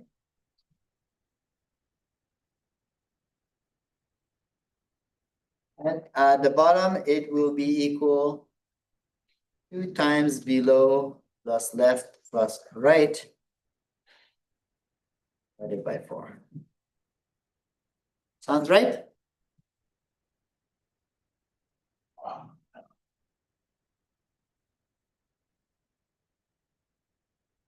And now, well, we play the F9 game. This will take a lot longer, right? Because there are so many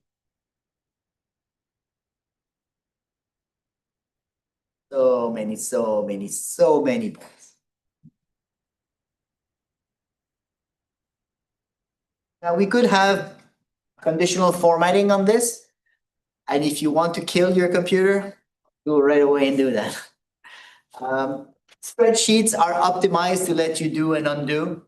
So all the undo stages end up killing performance, right?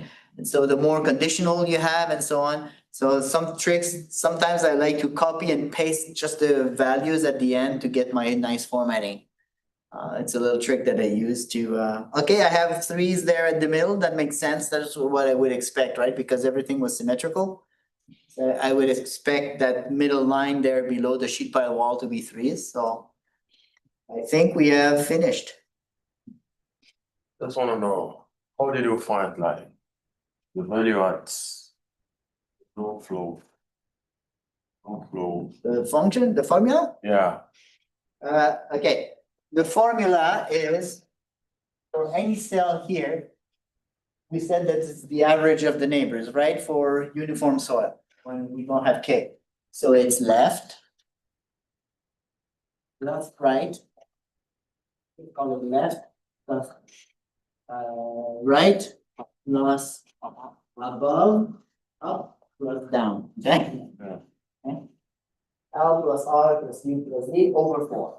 That's the general formula. Now, if I'm on this edge, because I have a sheet pile here, that's no flow. If I have a cell here, that cell we said is equal to that one, right? So the right one is equal to the left, so that's left. Or simply, left, the plus, and that's what I did here, I changed my formula at the edge, see? That one I call, I said it. Two left plus above plus below divided by four. On the other side, I did the opposite, I said two right plus above plus below divided by four on the other side of the sheet pile. And below, I said what? Two below plus left plus right divided by.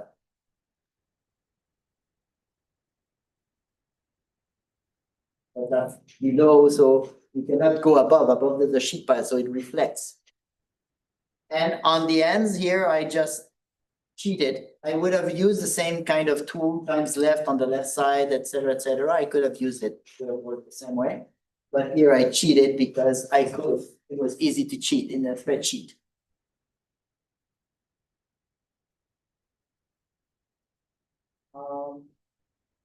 So now let's copy these values. Just paste them as numbers.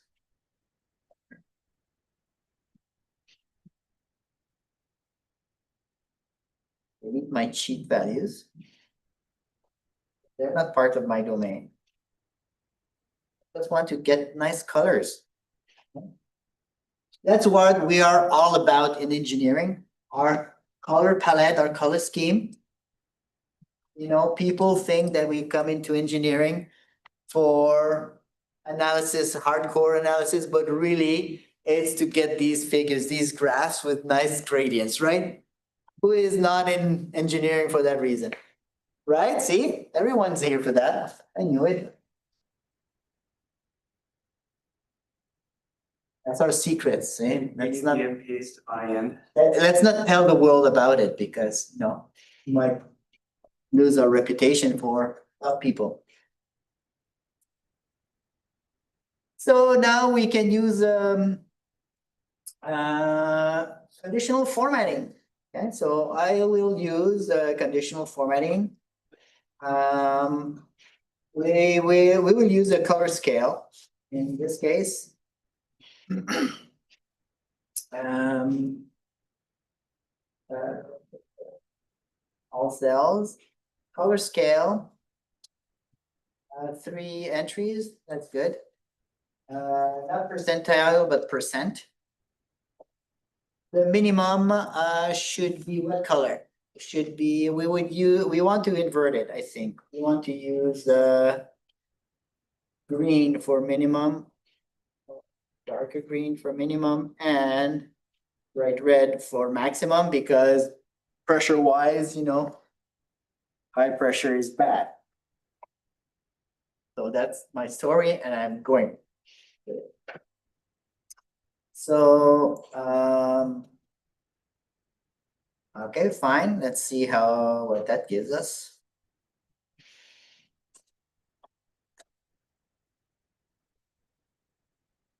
Okay, we can change our square so they're a bit more squarish. Already, it looks nicer, right? But you may notice that there's pesky numbers in the midst of that, right? Who wants those numbers there? Marring a beautiful, beautiful shape. Oh, you want the numbers? No, nobody wants it, right? So let's remove those numbers. Gonna go to number formatting. Control 1. And we're gonna say at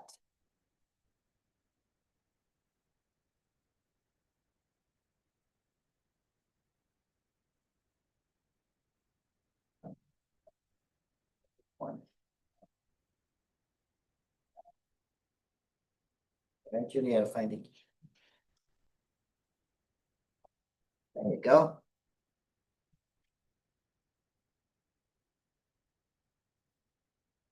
A nice gradient.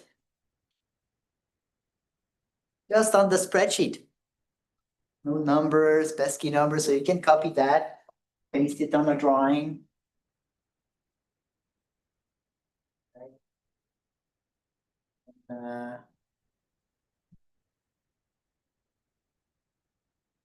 Drawing.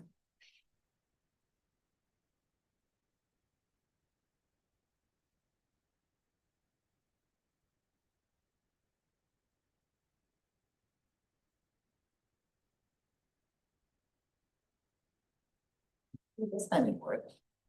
First time's the charm. Always knew it.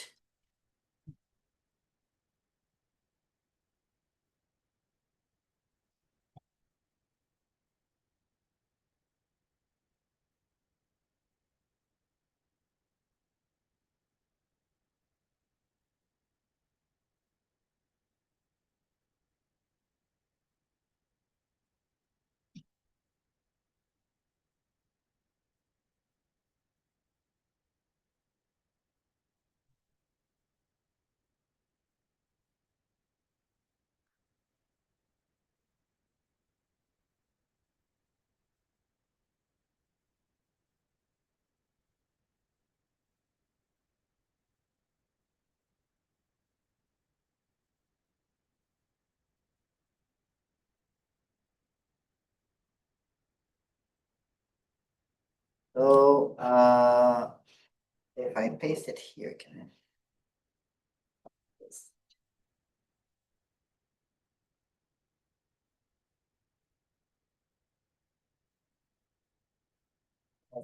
Paste it.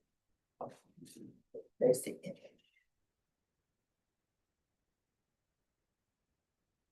Oh, did I forget to?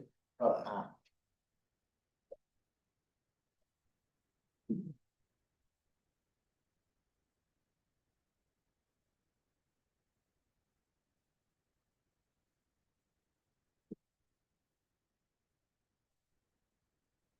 You're good. A little bit.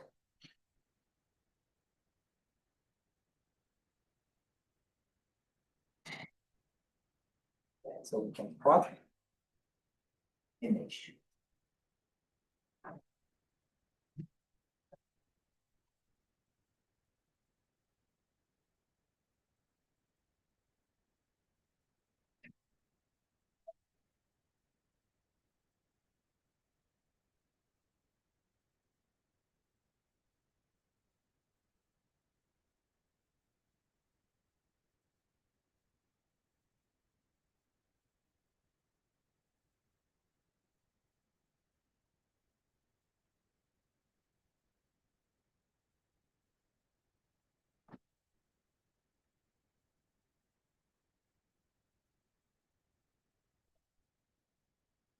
Better.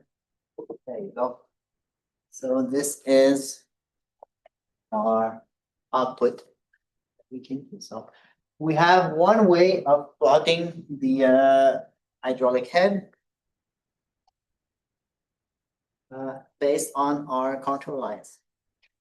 However, we don't really see nicely the contour line. I mean, we can guess the flow, right? And we see the colors, it looks nice. But let's say you want to see a bit better where the contour lines would be.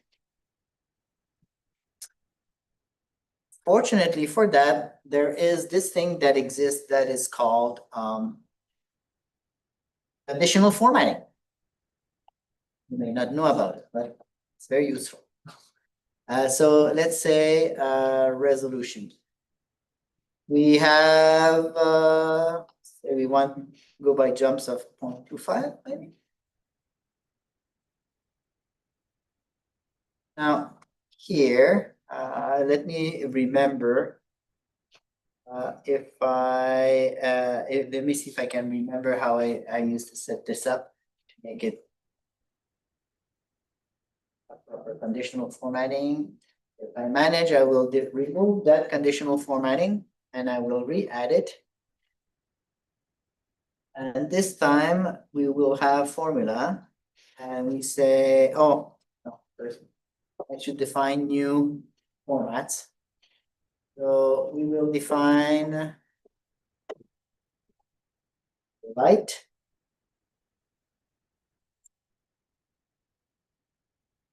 background, so that is yellow,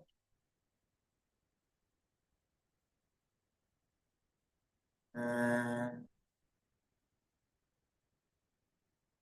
dark, background that is dark green,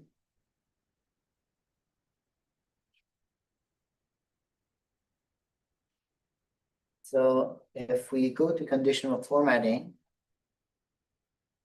we will change that format and instead of being all cell, we say formula is, and we say if is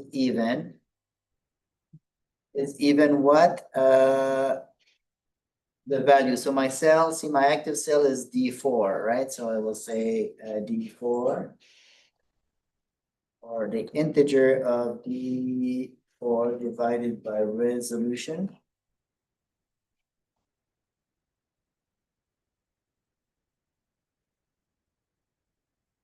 One, two, three, 1, 2, 3. Then we want it to be light.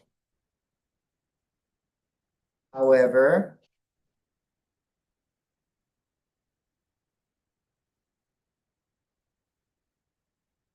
if is odd,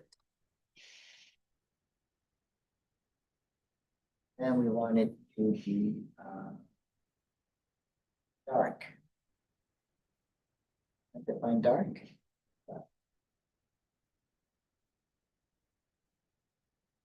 There you go.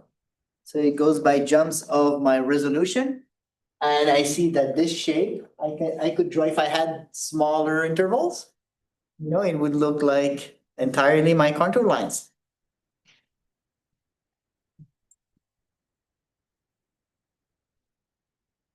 So that's another way you can use conditional formatting to get high quality output from your figures. Okay, just on a spreadsheet without going further.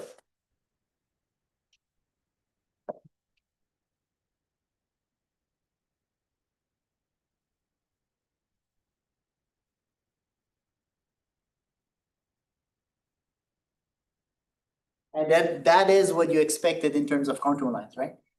So we're done here for today. I will save the spreadsheet.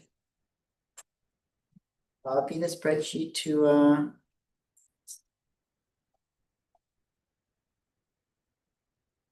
that.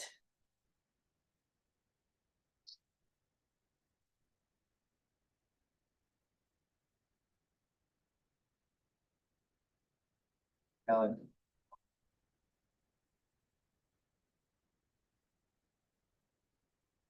oh.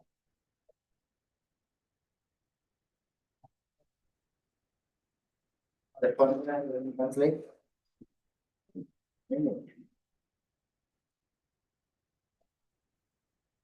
Okay. Yep. One that just has about. That.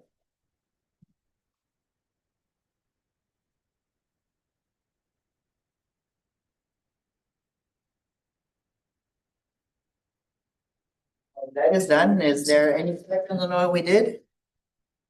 But was it fun though? What is fun to do these things in these fancy things on a spreadsheet?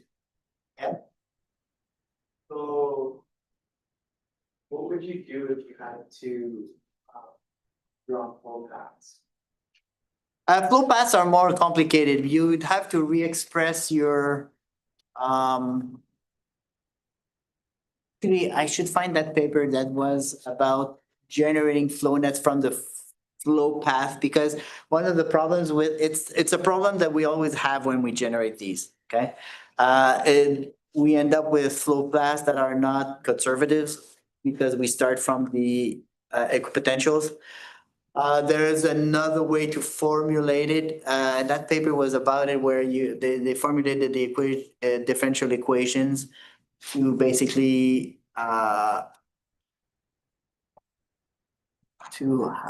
don't remember exactly how they were formulating it, but basically it was to go follow the flow instead. And that one was conservative, but the drawback is that you may not have the proper hydraulic head at different locations, but it would follow the path. In practice, what you would start to do, you would have to interpolate. You would have to use the hydraulic head difference and calculate the flux and basically have vectors that draw a path. Okay, so the finer you make, you can follow vectors and then smooth out and have a. I guess you would have like a 2D result but yeah, exactly. So Kind of like how you, instead of dividing by four, you. yeah, you calculate at each square center, you calculate the flux, right? And then the problem is your flow paths have to be equal volume basically, so then you still have to figure out where exactly is the proper place to begin, so there's probably some trial and error involved in finding the proper flow path. But because these are tend to be standard, once you have the line and you know that you have to be perpendicular to it, I mean, there's rules, geometry rules and so on that you can follow and eventually figure it out. But This might be a stupid question, but say you wanted to look at consolidation and you have. So when you have pore pressure, I guess you consider it static, but when you have a vector. So when you have pore pressure, it's directional, how does that impact? Consolidation or settlement? if you what? If you have if you're, so say you have pore pressure, right, in a static condition, but then you have a flow. You have a flow net, right, you have seepage. And then say you did compute the vector, right? How does the vector impact consolidation settlement? Or is it just treated as static? I think it's usually treated as static because it would be, I mean, if you have a steady state condition, should not really have an impact other than what stress have. But yeah, you're right that it could affect, you would have to have your flow and then the consolidation itself would be trying to oppose the flow in some direction and go with the flow in the other direction. That's a good question. I haven't stopped and thought about it. Would be a nice thing to simulate to see if it makes a difference.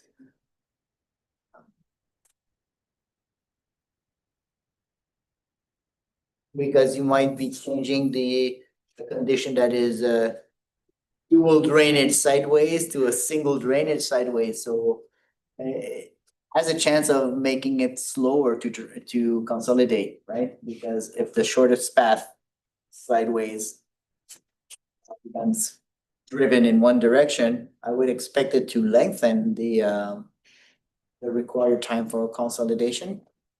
Just because the water has no choice but to move in one direction. Unless at the very higher pressure, you would still be able to exit if the gradient caused by the consolidation by the overstress is higher than the natural gradient going in one direction. So it would have less effect early on in the upper parts, but a bigger effect over the final consolidation time. As intuitively, that's what I would think. But it's a nice thing to actually model. Once you have this, you could actually probably start with your gradient, set up your boundary conditions, and then calculate the pore pressures. You could definitely do it. It's a good question. I haven't encountered it. I haven't thought about it, but it's a valid question actually. And if I was to answer it just intuitively like this, that would be my gut feeling. Okay. What it would do. Hey, before I forget, let me upload the spreadsheet. In case you want to have a look at it. So spreadsheet. Yes. That was less than 5. So we'll do the multiple soil next time. We'll continue with our example. And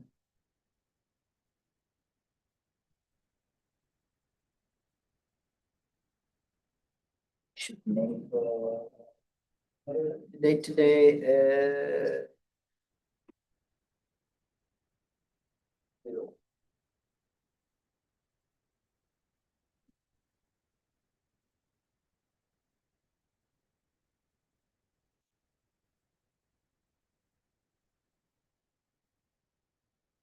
There it is, uploaded.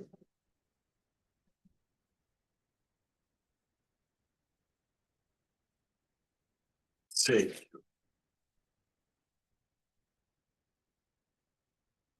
We can see